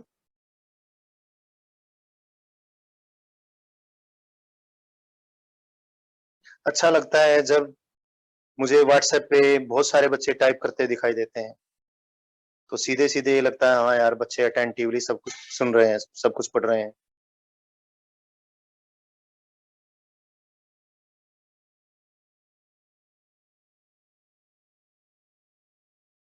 हाँ, ये बात आपने बिल्कुल दुरुस्त लिखी है, बट मैं थोड़ी और आसान भाषा में इसको सुनना चाहता था. You are perfectly all right Ayush.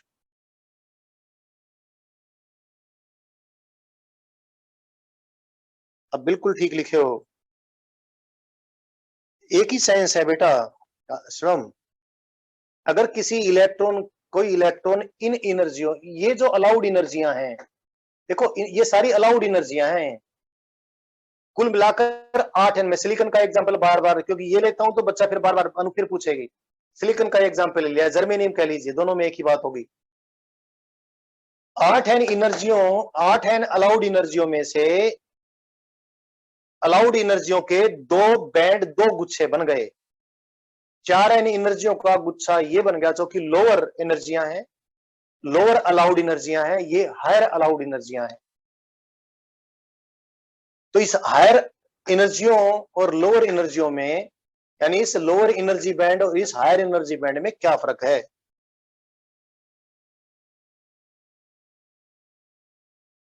जो मैंने एग्जांपल यहां पूछा था उसका उत्तर आप लोगों ने ठीक दिया था, वही तो उत्तर यहां पर भी है. हाँ Ayush, now your answer is that which I wanted. बिल्कुल, शाबाश.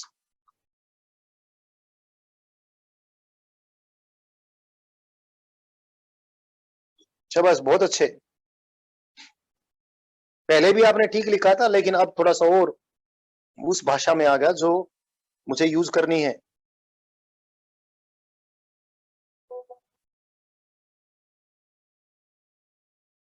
शिवम, बात तो ठीक है बेटा, बट आप अभी केमिस्ट्री के अनुसार ज्यादा सोच रहे हो. ठीक लिखी है तुमने, लेकिन तुम्हारी बात भी ठीक है कि ये पूछ सकते सर हमें पता ही नहीं चल रहा आप क्या पूछना चाह रहे हो. बट कुछ बच्चों को पता चल गया मैं क्या पूछना चाह रहा हूँ, उन्होंने ठीक आंसर दे भी दिया है. तो कोई बात नहीं, यू ट्राइड वेल। युक्ति is typing, I am waiting for a response, उसके बाद बताता हूँ।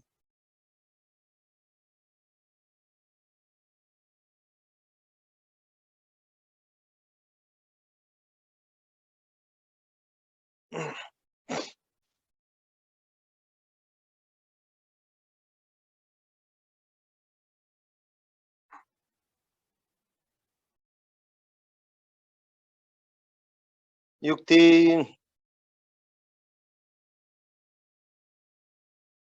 बिल्कुल युक्ति, this is what I wanted.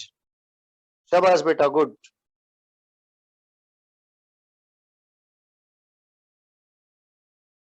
चलो बच्चों, इस बात को अभी फिनिश कर देते हैं यहाँ पर। बेटा, अगर इलेक्ट्रॉन्स के पास इन एनर्जियों में से कोई एनर्जी है, हालांकि उत्तर मैं दे भी चुका हूं बात बातों में, तो वो इलेक्ट्रॉन किसी न किसी, अक्सर दो दो एटम मिलके, वो इलेक्ट्रॉन किसी न किसी एटम से बंधा होगा। अगर एनर्जी इन चार, ये जो अलाउड एनर्जियां हैं, ये जो लोअर एनर्जी का जो बैंड है, जिसको मैंने बैलेंस बैंड नाम दे दिया है, अगर किसी इलेक्ट्रॉन के पास इतनी एनर्जी है, तो वो एनर्जी इतनी कम है कि उस इलेक्ट्रॉन को कोई ना कोई दो एटम मिलके पकड़े रखेंगे, एंड दैट इज बाउंड। यानी बॉन्ड बनाने वाले जो इलेक्ट्रॉन, जिनको बोलते हैं केमिस्ट्री की भाषा में, तो ये जो एनर्जियां हैं, अगर किसी इलेक्ट्रॉन के पास इतनी एनर्जियां हैं, इन एनर्जियों में से कोई एनर्जी है, तो उस इलेक्ट्रॉन ने बॉन्ड बना, वो इलेक्ट्रॉन बॉन्ड बनाने में खप गया है, वो बंधा हुआ है, कोई दो एटम मिलकर उसको पकड़ रहे हैं, इसका मतलब ये है। लेकिन अगर किसी इलेक्ट्रॉन के पास इनमें से कोई एनर्जी है, तो वो किन्हीं भी दो एटमों के पकड़ाई में नहीं है, किन्हीं भी दो एटमों के पकड़ाई में नहीं है। कोई ये नहीं कह सकते यार इन दो, इन चार, इन पांचों ने मिलकर उसको पकड़ रखा है। यानी सारे एटमों की जो न्यूक्लियसों की इलेक्ट्रिक फील्ड का कंबाइंड प्रभाव है, वो उससे बंधा हुआ है, यानी वो फ्री है इधर उधर मूव करने के लिए। कभी किसी एटम के पास है, bye bye tata, I am going there, यानी that can roam about here and, can नहीं, it roams about here and there in the entire crystal. तो यदि किसी इलेक्ट्रॉन के पास इन एनर्जियों में से कोई एनर्जी है, तो वो फ्री इलेक्ट्रॉन बन गया। जैसे कंडक्टर में फ्री इलेक्ट्रॉन्स होते हैं, कंडक्टर के फ्री इलेक्ट्रॉन्स भी हमने यहीं से कहे हैं, वो बात कंडक्टर की बात भी यहीं से निकल के आएगी। तो वो इलेक्ट्रॉन फ्री हो गया, वो किन्हीं दो एटमों से नहीं बंधा हुआ है। तो यदि किसी इलेक्ट्रॉन के पास ये एनर्जी है, तो ये एनर्जी है, तो वो इलेक्ट्रॉन किसी एटम से नहीं बंधा है, पूरे क्रिस्टल से बंधा है। तो थोड़ी सी भी इलेक्ट्रिक फील्ड अगर वैसे ही रेंडमली मूव कर रहा है, ऐसे इधर उधर उधर, तो उसके ऊपर अगर कोई थप्पड़ लग गया, इधर चल, तो वो इलेक्ट्रॉन फिर इधर चलना शुरू हो जाएगा। यानी वो इलेक्ट्रॉन्स, यानी इन एनर्जियों वाला इलेक्ट्रॉन्स, इलेक्ट्रिक फोर्स लगते ही वो इलेक्ट्रिक फोर्स की डायरेक्शन में घिसड़ने शुरू हो जाएंगे, चलने शुरू हो जाएंगे, यानी करंट बहना शुरू हो जाएगा, यानी कंडक्शन होना शुरू हो जाएगा। तो ये जो एनर्जियां हैं, यानी इन एनर्जियों के बैंड को हम क्या नाम दें? कंडक्शन बैंड नाम दें। तो इसको नाम दे दिया हमने कंडक्शन बैंड।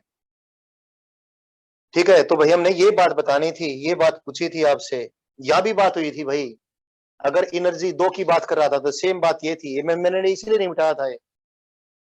अभी मैं आगे चलूं बच्चों, ये मिटा दूं अभी? किसी ने कुछ पूछना हो तो यहां तक पूछ ले, 10 सेकंड तक का टाइम दे रहा हूं। 1, 2, अभी इसी पे ज्यादा आएगा, बट ये तो बोर्ड साफ करके आगे बढ़ूं। 1, 2, 3, 4, 5, 6, 7, 8, 9, 10।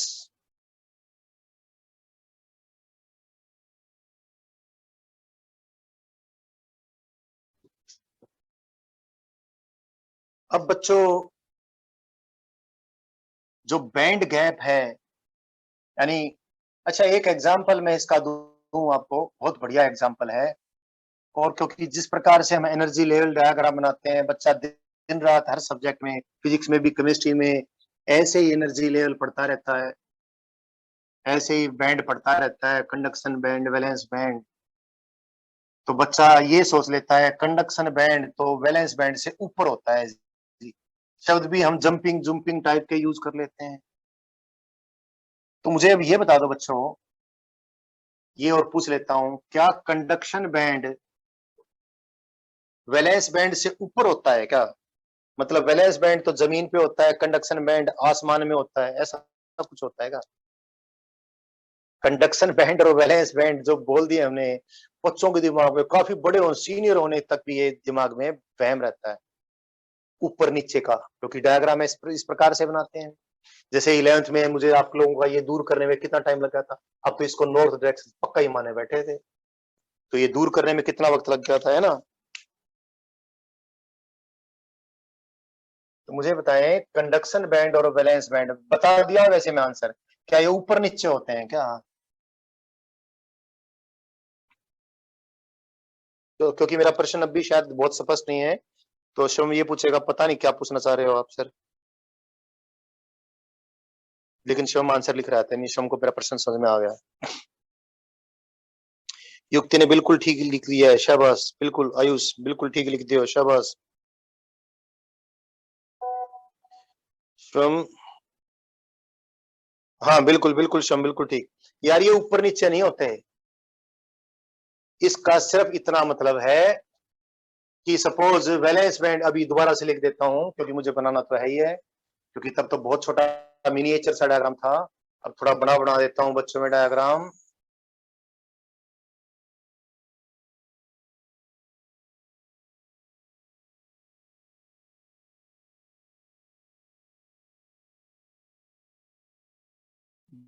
जब मैं इलेक्ट्रॉनिक्स पढ़ाना शुरू करता हूं तो हर साल मेरे लिए बहुत बड़ी समस्या होती है, इतनी बड़ी सी बात को मैं बगैर मैथमेटिक्स के बहुत आसान तरीके से बच्चों को किस प्रकार से समझाऊं। हर साल मेहनत करके अंत में समझा ही देता हूं, इस बार मेरी मेहनत रिकॉर्ड हो गई है, ये थोड़ा अच्छा रहा।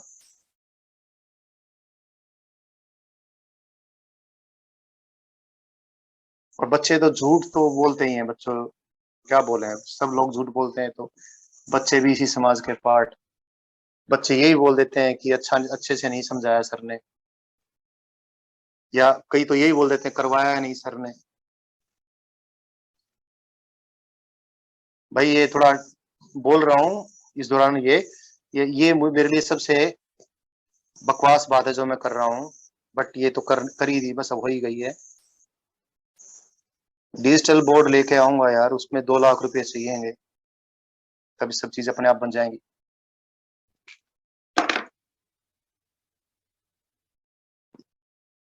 कोई दान दक्षिणा मिलेगी तब तब जाकर वो हो पाएगा।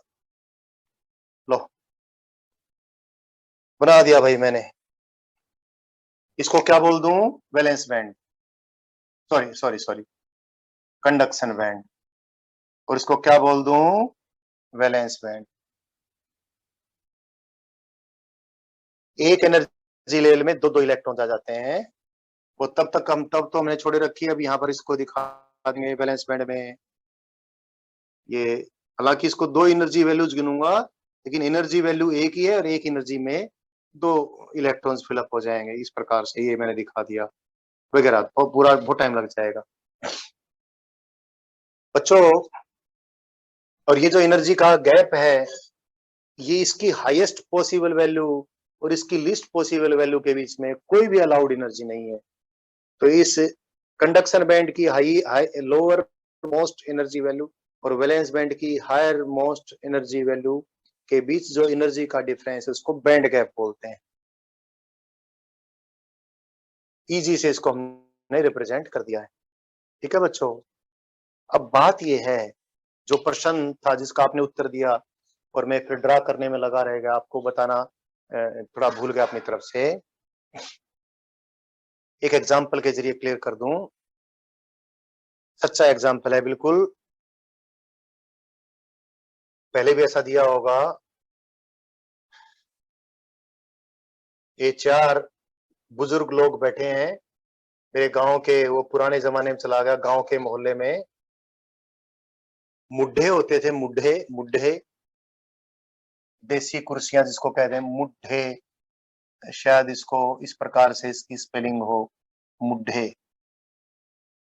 तो 4 बुजुर्ग लोग मुड्ढे पे बैठे हुए हैं, 8 भी हो सकते हैं, और हम बच्चा लोग, छोटे छोटे बच्चे चौपटे में, गलियों में बड़े बड़े चौपटे होते थे, यहाँ पर बैठे हैं हम बच्चा लोग, ऐसे इनके बीच में से भी इधर से घूम घूम फिर रहे हैं, दौड़ रहे हैं, भाग रहे हैं, खेल रहे हैं, कूद रहे हैं। अब कुछ ऐसे बच्चे हैं जो थोड़े कमजोर हैं या ज्यादा छोटी उम्र के हैं, तो भैया वे 4 बच्चे इस बूढ़े के अपने दादा के पास में ही हैं, ज्यादा दूर नहीं जाते, ऐसे ऐसे ऐसे ऐसे।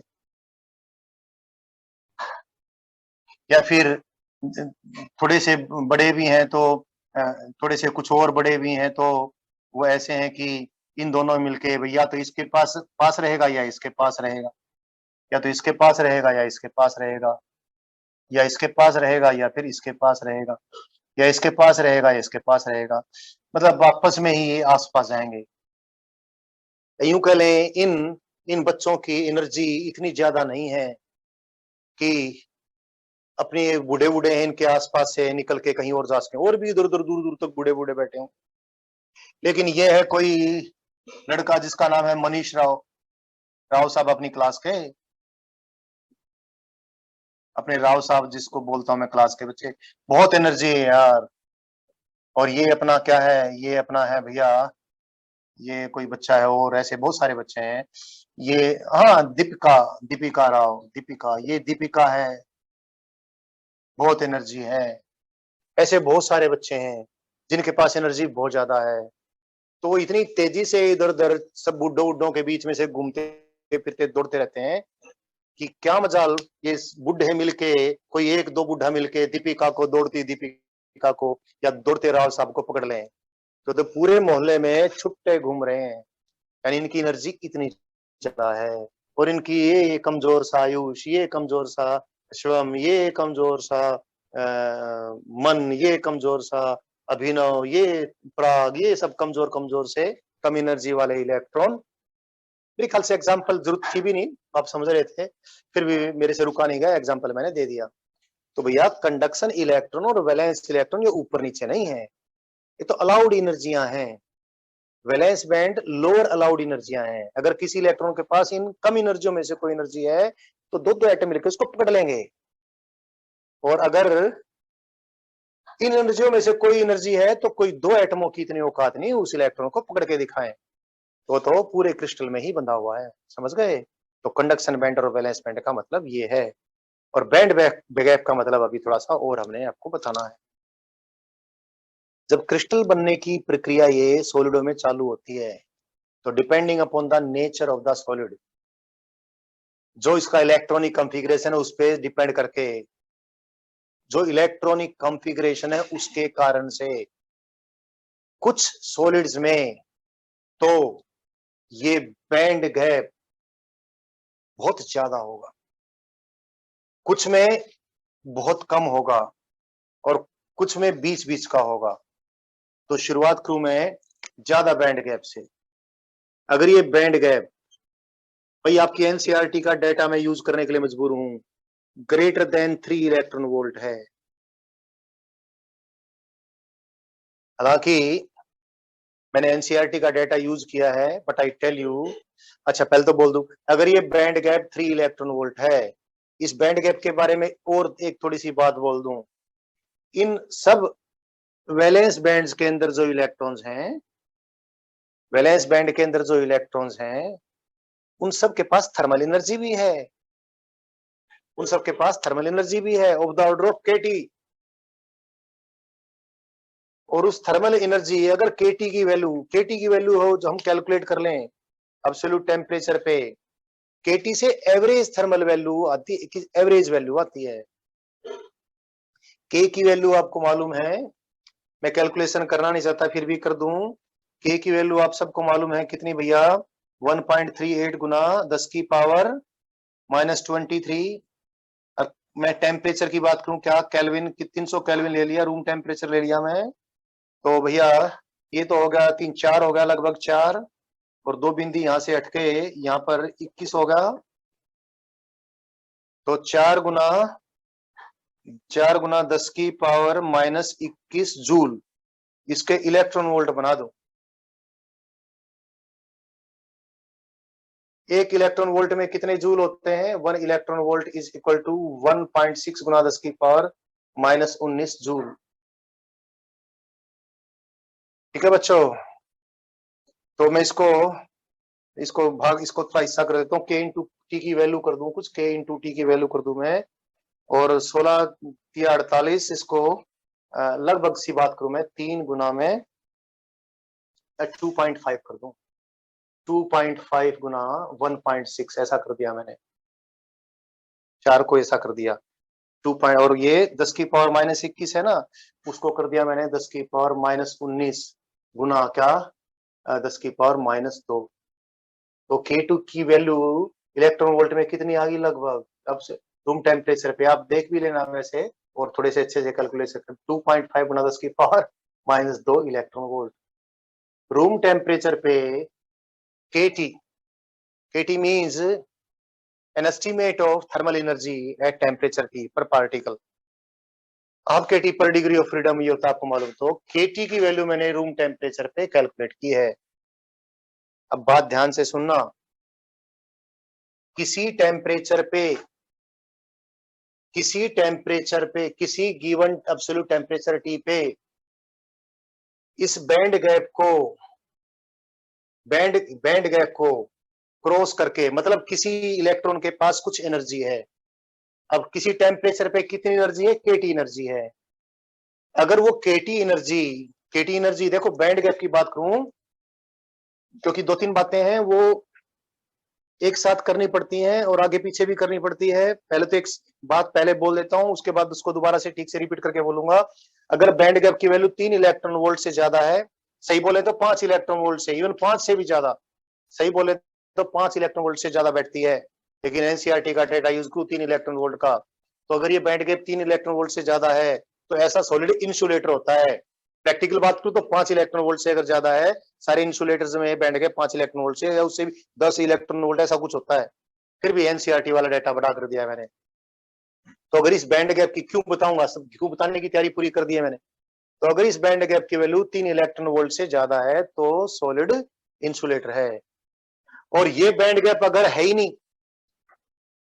अगर ये बैंड गैप है ही नहीं, मतलब वैलेंस बैंड और कंडक्शन बैंड ओवरलैप हो गए यूं कह दें, या फिर क्या वैलेंस बैंड भी एम्प्टी है और कंडक्शन बैंड भी एम्प्टी है, दोनों बैंड पार्शली फिल्ड हैं, दोनों बातें हो सकती हैं, दोनों बैंड पार्शली फिल्ड भी हो सकते हैं।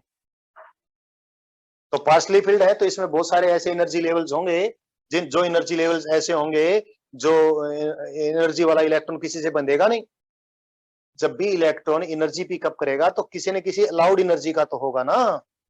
तो कंडक्शन बैंड में ध्यान रखना, कोई भी इलेक्ट्रॉन जब इलेक्ट्रिक फील्ड में एक्सेलेरेट होगा और वो एनर्जी पिकअप करेगा, तो इन एनर्जियों में से कोई ना कोई तो एनर्जी होगी। कंडक्शन बैंड में दुनिया भर की अलाउड एनर्जियां हैं। तो बच्चों, अगर कंडक्शन बैंड और वैलेंस बैंड दोनों पार्शियली फिल्ड हैं तो भी, या फिर कंडक्शन और वैलेंस बैंड के बीच में बैंड गैप है ही नहीं, यानी बैंड गैप 0 है, या यूं कह लें band gap and conduction band overlapping है, तो ऐसी स्थिति में जो वैलेंस इलेक्ट्रॉन्स हैं वो सारे के सारे बहुत कम एनर्जी पिकअप करके ही वो कंडक्शन इलेक्ट्रॉन हो सकते हैं। तो ऐसे सॉलिड्स को हम कंडक्टर्स कहते हैं। इस सारी बात को यूं बोल देते हैं, यानी इन कंडक्टर्स बैंड गैप यानी Eg 0। शॉर्ट में बोलने के लिए, क्योंकि इतनी लंबी चौड़ी तो इसमें कुछ बोल ही नहीं सकते हैं आपके लेवल पे, अगर ये बैंड गैप 0 इलेक्ट्रॉन वोल्ट है, then the solid is conductor. उसमें 2 टाइप के सॉलिड्स बनते हैं, फिर बताऊंगा, बता भी दिया फिर बताऊंगा, 2 टाइप के कंडक्टर्स बनेंगे। बैंड गैप लेकिन कहेंगे सर में बैंड गैप 0 है, ऐसा कहने से काम चल जाता है, काम चलाने वाली बात है। तो कंडक्टर्स में बैंड गैप 0 है, 2 टाइप से कंडक्टर बनते हैं, एक तो सचमुच ही बैंड गैप 0 है, 0 क्या यूं कह देते हैं कि कंडक्शन बैंड और वैलेंस बैंड ओवरलैप हो गए।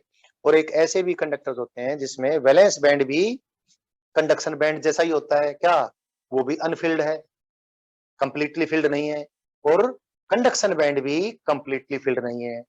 तो valence band is as good as conduction band, conduction band तो as good as conduction band है ही है। तो फिर भी हम यूं कह देंगे कि जैसे बैंड गैप कितना है, 0 है, तो बैंड गैप 0 है तो कंडक्टर सॉलिड कंडक्टर है। अगर बैंड गैप अगर 3 इलेक्ट्रॉन वोल्ट से ज्यादा है तो सॉलिड इंसुलेटर है।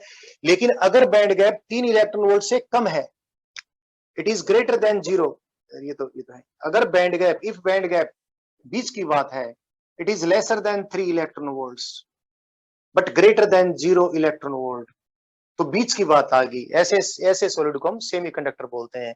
लेकिन ये भी तुम्हें बताएं बच्चों, ये भी बताएं, ये भी थोड़ा ठीक से आपको वैल्यू मालूम होनी चाहिए।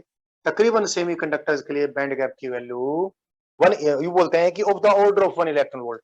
सेमीकंडक्टर्स के लिए band gap of the order of 1 electron volt बोला है मैंने। थोड़ा थोड़ा डिफरेंस होगा, उस डिफरेंस में ही तो पूरी कहानी और पूरा मजा है, वो सारी चीजें हैं।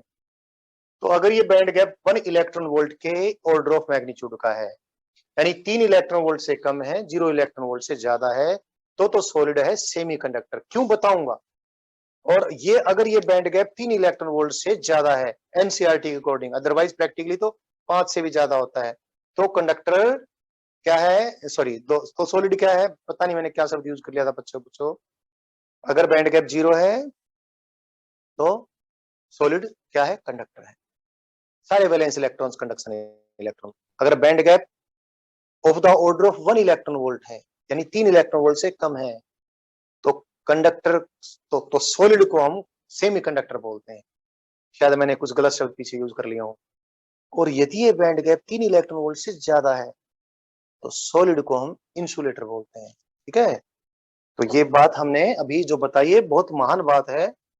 और बच्चों अभी एक चीज मैं बताऊं आपको कि किसी इलेक्ट्रॉन की, प्रत्येक इलेक्ट्रॉन जो वैलेंस बैंड में है ना बच्चों, उसके पास थर्मल एनर्जी भी तो है।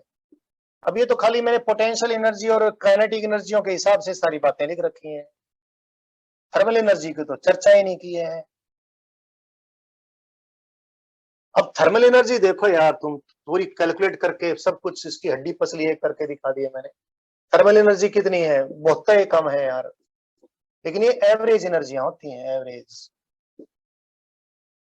यानी चाहे बात करें इंसुलेटर की, चाहे बात करें सेमीकंडक्टर की, जो बैंड गैप है सेमीकंडक्टर में तो of the order of 1 electron volt है,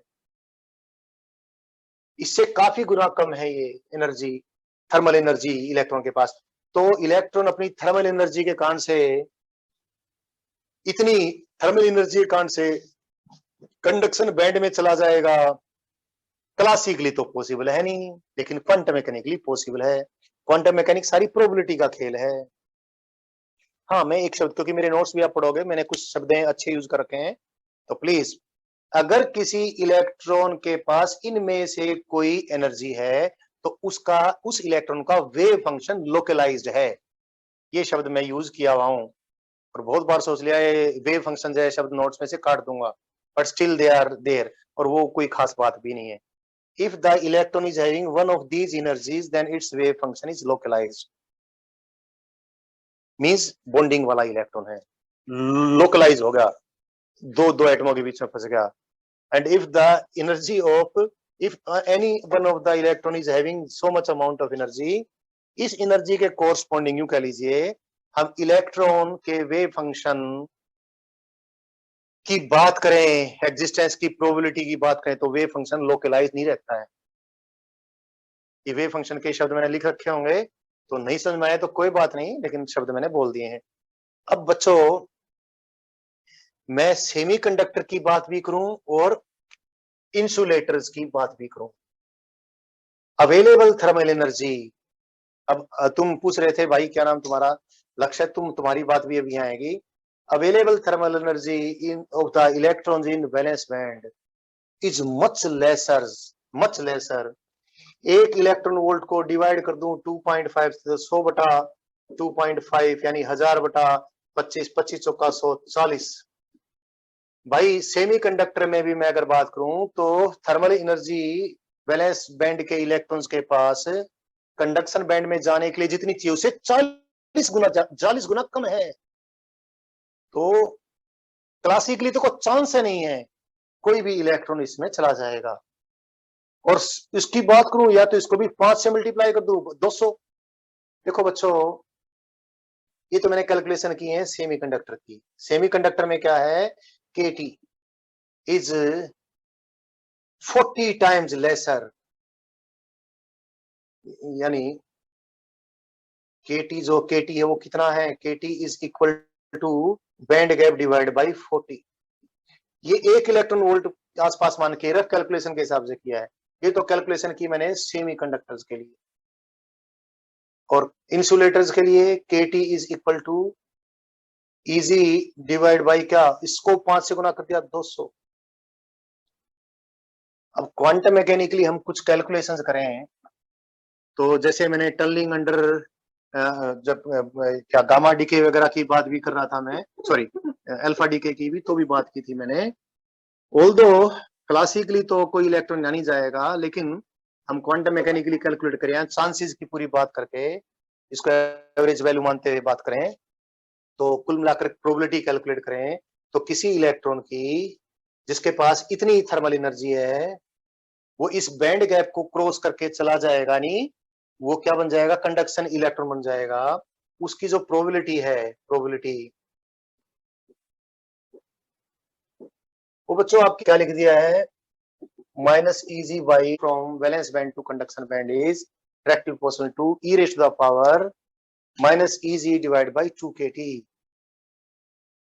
मतलब ये Eg by kT, Eg by kT, देखो इजी बाई केटी कितना है, 40 आ जाएगा इसमें सेमीकंडक्टर में। तो ई की पावर माइनस 40 बहुत कम प्रोबेबिलिटी होगी, है ना।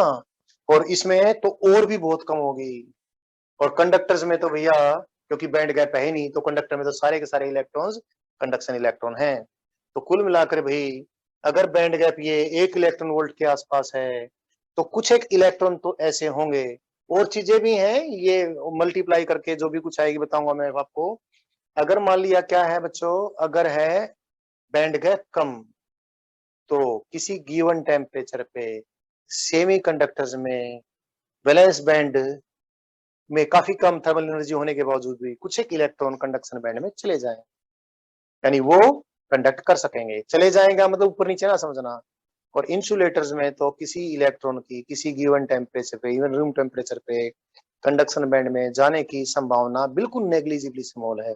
तो इंसुलेटर में तो इतने कम होंगे कि इलेक्ट्रिक फील्ड लगने के बाद जो करंट बनेगा वो नेग्लिजिबली स्मॉल से भी गया बीतता होगा।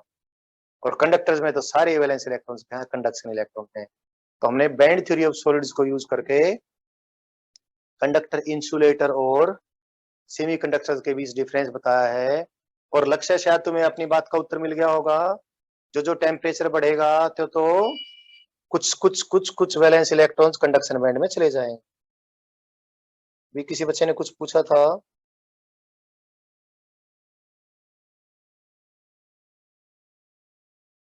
सेमीकंडक्टर में बेटा कैसे होता है बैंड गैप। अब लक्ष्य पूछ रहा है कर सिर्फ सेमीकंडक्टर में बैंड गैप कैसे होता है। तो बेटा ये तो वैसे ही, इसके प्रश्न का उत्तर तो वैसे ही है जैसे मैं ये कहूं कि के सेल और एल सेल के बीच में एनर्जी डिफरेंस क्यों होता है और वो अलाउड एनर्जी क्यों नहीं होती। और भाई के सेल और एल सेल की इलेक्ट्रो, के सेल और एल सेल के एनर्जियों के बीच में डिफरेंस हाइड्रोजन में कुछ और होता है और किसी और में कुछ और होता है।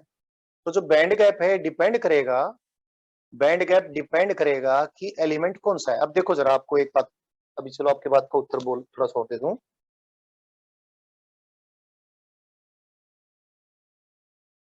क्या बोल रहा है लक्ष्य, मुझे कुछ समझ में नहीं आ रहा। या तो फोन करके पूछ क्या लिख रहा है, तुम्हारे लिखने से कुछ समझ में नहीं आ रहा। किस, कौन सा सॉलिड कंडक्टर बनेगा, कौन सा कंडक्टर नहीं इंसुलेटर बनेगा, कौन सा सेमीकंडक्टर बनेगा, सारा खेला उसके जेड का है। देखो जरा, मैंने तुमसे कंफिग्रेशन मंगवाया था ना, इलेक्ट्रॉनिक कंफिग्रेशन के पीछे कारण क्या था, अभी देख लीजिए।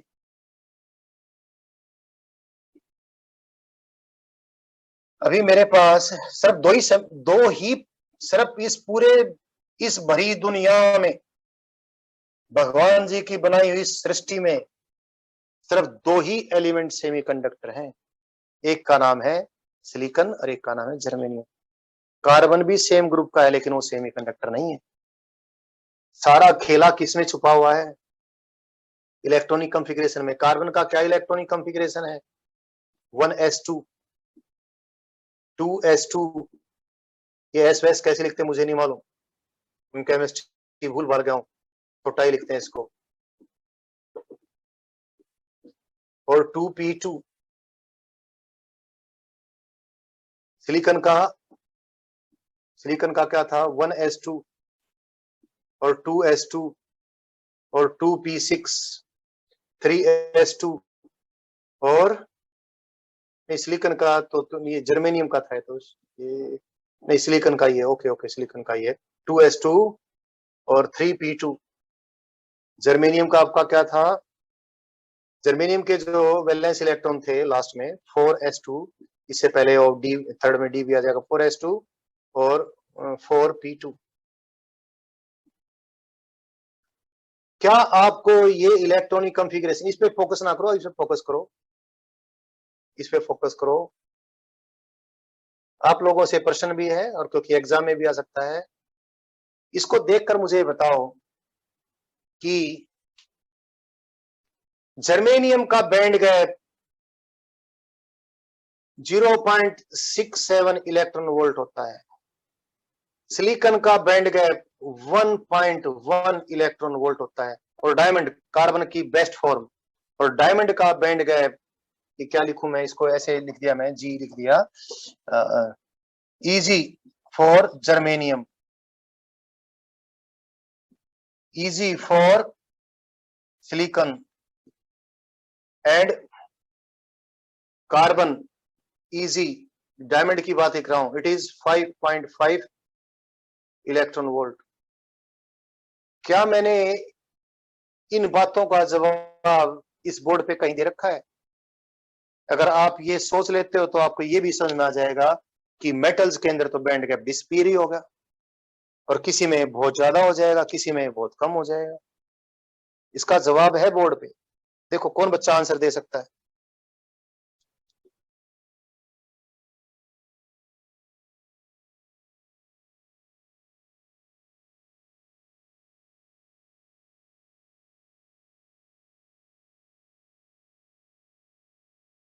श्रम सेड सर प्लीज एडमिट मी।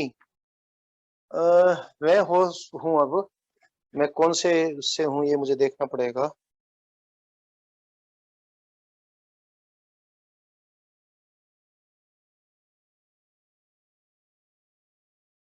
श्रम एडमिट कर दिए हो मैंने आप?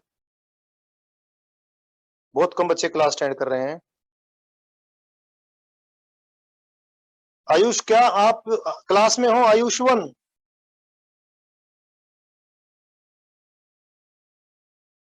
आप आंसर दो ना यार, युक्ति आप भी दो भैया।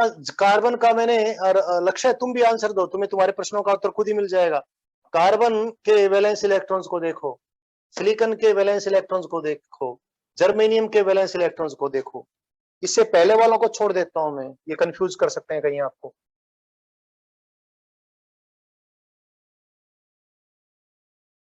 हालांकि मैं इससे रिलेटेड सारा मैथमेटिक्स खत्म कर दिया हूं, फिर भी उस ढंग से आपको बता दिया हूं कि बगैर मैथमेटिक्स के चीजें समझ में आ जाए। आप सिर्फ इस डेटा को देखो, इलेक्ट्रॉनिक कॉन्फ़िगरेशन को देखो, और जर्मेनियम के बैंड गैप की वैल्यू देखो, सिलिकॉन के बैंड गैप की वैल्यू देखो, और कार्बन के बैंड गैप की वैल्यू देखो। और कार्बन तो ये आ सकता है एग्जाम में, why carbon is insulator and germanium and silicon they are not insulator, they are semiconductors.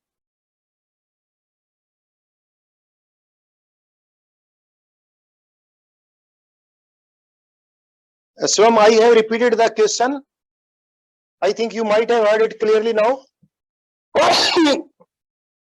भाई एक बार हाथ धो के आना पड़ेगा। सोनिया ये माइक उतारेगी मेरे उससे, कॉलर से? हाथ में छींक आ गई थी मेरे। जल्दी उतार भाई।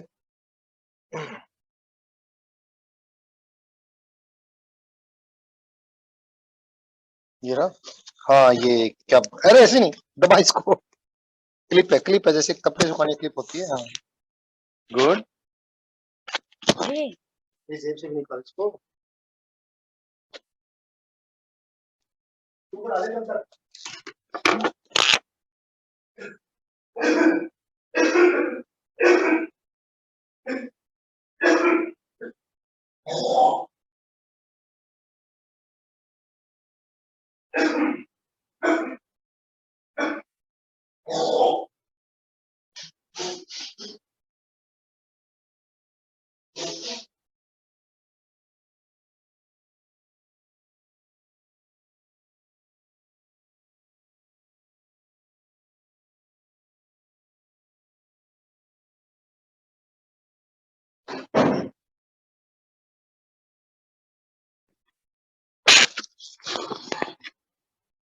हाँ जी शिवम, क्वेश्चन समझ में आ गया था, आंसर भी आ गया होगा एक दो बच्चों का तो।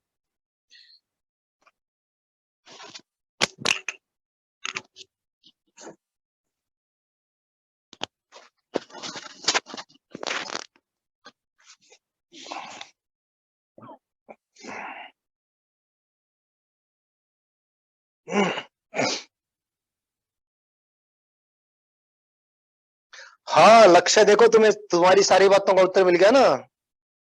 गुड। नहीं आयुष देखो जरा यार, ये देखो वैलेंस इलेक्ट्रॉन्स कार्बन के देखो, वैलेंस इलेक्ट्रॉन सिलिकॉन के देखो, और वैलेंस इलेक्ट्रॉन जर्मेनियम के देखो। और ये ट्रेंड देखो, कार्बन का बैंड गैप इतना, और सिलिकॉन का इतना, और जर्मेनियम का इतना।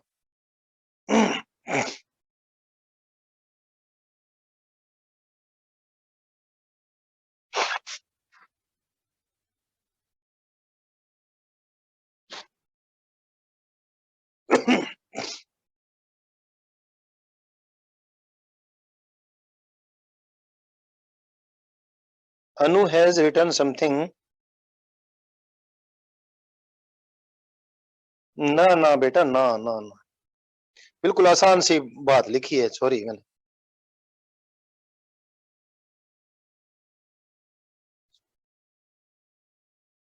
हाँ Ayush, you got my point.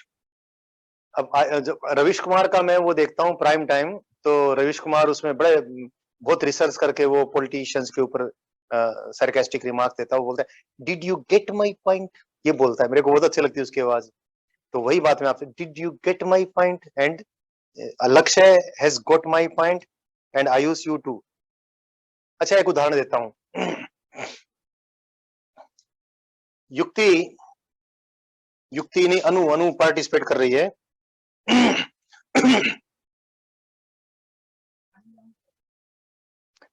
अनु कुछ कुछ आप पहुंचे हो, अनु ध्यान से सुनो। अनु आपकी कोई रिलेटिव है, उस रिलेटिव के पास बहुत सारे छोटे छोटे बच्चे हैं, उनके कई संतानें हैं। और तो जर्मेनियम उसका एग्जाम्पल ले लिया मैंने। जर्मेनियम, तुम्हारे कोई रिलेटिव उसका नाम जर्मेनियम है, उनके पास बहुत सारे बच्चे हैं। तो उनके जो सबसे बड़े बच्चे होंगे, उनकी उम्र हो सकता है 24-24 साल हो जाए, ऐसा लिख दिया मैंने। और तो वो फिर वो ऐसे तुम्हारे बहुत सारे रिलेटिव पास पास रहते हैं, तो वो 24 साल वाले बच्चे सबके जो होंगे, वो अपनी माओ से कितने ज्यादा बंधे होंगे, तो इसके बारे में कुछ सोच लो। वैसे ही फिर ये एग्जाम्पल है, तुम्हारा कोई रिलेटिव ऐसे भी हैं जिनके पास ज्यादा बच्चे नहीं है, थोड़े थोड़े बच्चे हैं, और जो सबसे बड़े बच्चे हैं उनकी उम्र बाय द वे 12 साल ही है। तो वो अपनी माओ से थोड़ा बहुत ज्यादा बंधे होंगे, बहुत ज्यादा बंधे होंगे। 12 थोड़ा ज्यादा बोल गया, इस प्रकार से आप सोच लोगे। मिल गया उत्तर? सब बच्चों को आंसर मिल गया होगा। हाँ हाँ, अब आप सभी समझ गए हैं, आयुष आप भी। भैया कार्बन के वैलेंस इलेक्ट्रॉन्स कौन सी शेल में है? एल शेल में है। नहीं, हाँ हाँ बिल्कुल बिल्कुल एल शेल में है। They are very close to nucleus. तो जब sp3 हाइब्रिडाइजेशन होएगी, तो जो वैलेंस इलेक्ट्रॉन्स बनेंगे उनकी एनर्जियों में, और जो यानी जो, क्योंकि वो सारे वैलेंस इलेक्ट्रॉन्स इतनी ज्यादा नजदीक है न्यूक्लियसों के कि जब एनर्जियों का रीडिस्ट्रीब्यूशन होगा और ये बैंड गैप बनेगा, तो वो एनर्जी वैल्यू जिन एनर्जी वैल्यूज को लेकर वो बच्चे यानी वो इलेक्ट्रॉन किसी भी मां से ना बंधे, वो तो यार काफी बिल्कुल छोटे बच्चे को उसकी मां की गोदी से छीन के दिखाओ ना यार, चिंगाड़ेगा, चीखेगा, चीख पुकार कर देगा, तो वो वाली बात है। कार्बन के इलेक्ट्रॉनों को उनकी मां की गोदियों से निकाल के दिखाओ ना, कलह मचा देगा बिल्कुल, तो वो बात है। सिलिकॉन में वैलेंस इलेक्ट्रॉन थर्ड सेल में है, तो ये एक अपेक्षाकृत कम बंधे हुए हैं, ये तो बहुत ज्यादा बंधे हुए हैं यार। एस एनर्जी और सॉरी सेकंड के एल सेल और एम सेल की एनर्जी में तो बहुत डिफरेंस हो जाता है ना बच्चों, इसलिए ड्रेस्टिक चेंज है कार्बन से सिलिकॉन में। 5.5 मिलियन 5.5 इलेक्ट्रॉन वोल्ट से सीधा 1.1 इलेक्ट्रॉन वोल्ट आ गया, और इसमें थर्ड और फोर्थ सेल की एनर्जी में उतना डिफरेंस नहीं होता है जितना सेकंड और थर्ड की में होता है। इसलिए भैया जर्मेनियम वाले जो वैलेंस इलेक्ट्रॉन है वो थोड़ा कम बंधे हुए हैं, लेकिन वो इतना ज्यादा डिफरेंस है जितना सिलिकॉन और जर्मेनियम में था, इसलिए जर्मेनियम का बैंड गैप थोड़ा और कम होगा 0.67। बट आई टेल यू 0.67 और 1.1 में भी अगर ई की पावर लेकर जाएंगे और डिवाइड बाई केटी करेंगे इजी को, तो बहुत ज्यादा फर्क पड़ जाएगा। जर्मेनियम में इलेक्ट्रॉन्स की बैंड गैप कूद के कंडक्शन, कूद के बोलने वाली ये भाषा यही यूज करेंगे, हिंदी में कूद के बोल देंगे, अंग्रेजी जंपिंग कर देंगे, लेकिन जंपिंग और कूद का कहने से ये मत समझना कि बैंड ये वैलेंस इलेक्ट्रॉन नीचे और कंडक्शन इलेक्ट्रॉन ऊपर, वो सारी बात पहले हो चुकी है। I have explained everything about this. Band gap मैंने सब कुछ बता दिया है बच्चों, मैथमेटिक्स भी यूज नहीं किया है, और ये बता दिया है कि सब जर्मेनियम और सिलिकॉन ही एलिमेंटल जो सेमीकंडक्टर है, खाली दो ही बनाए हैं भगवान जी ने। कंपाउंड सेमीकंडक्टर तो हम और गैलियम आर्सेनाइड और इंडियम फॉस्फाइड वगैरह हम बना लेते हैं, वो बताऊंगा मैं। आई थिंक ये सारा कुछ आपको बैंड थ्योरी ऑफ सॉलिड बगैर मैथमेटिक्स के बच्चों सरलतम भाषा में मैं कैसे आपको समझा सकता था, मेरे लिए चैलेंज होता है हर साल। मैंने आपको समझा दिया है, समझ में आपको आ भी गया होगा, और कुल मिलाकर सारी बात में ये भी लास्ट में बात आ गई कि कोई कंडक्टर क्यों, कोई सॉलिड कंडक्टर क्यों होता होगा, और कार्बन इंसुलेटर क्यों होता है, सिलिकॉन सेमीकंडक्टर है और जर्मेनियम और ज्यादा कंडक्शन कर देगा एज कंपेयर टू सिलिकॉन, बल्कि जर्मेनियम को तो हम जात बाहर कर देते हैं बहुत बार, तो नहीं यार तेरे को यूज नहीं करता, तू तो बहुत ज्यादा कंडक्शन कर देता है, मैं तो सेमी कंडक्टर चाहिए, सिलिकॉन को हम ज्यादा यूज करते हैं, बताऊंगा कारण और फिर बाद में। अभी ये सारा कुछ बता दिया, समझ में आ गया है। लास्ट में दोबारा से बोल दूं, band gap of the order of 1 electron volt है तो वो सेमीकंडक्टर है, और थोड़ी ज्यादा एनसीईआरटी बात करें तो band gap is lesser than 3 electron volt, it is semiconductor. Band gap 5 electron volt या उससे ज्यादा है तो वो इंसुलेटर है। एनसीईआरटी बात करें तो बैंड गैप यदि 3 इलेक्ट्रॉन वोल्ट से ज्यादा है तो वो इंसुलेटर है, और बैंड गैप है ही नहीं, यानी there is no difference in valence band and conduction band, दोनों बात हो सकती है, ओवरलैपिंग भी हो सकती है या फिर दोनों ही अनफिल्ड हो, then we will say that there is no band gap, then the solid is conductor. ठीक है बच्चों, आज का लेक्चर एंड कर दें, तो होस्ट में ही हूँ, बाय बाय। अच्छा लगा हो तो लिख देना 2-4 शब्द कि सर अच्छा लगा, हमें समझ में आ गया है, ठीक है।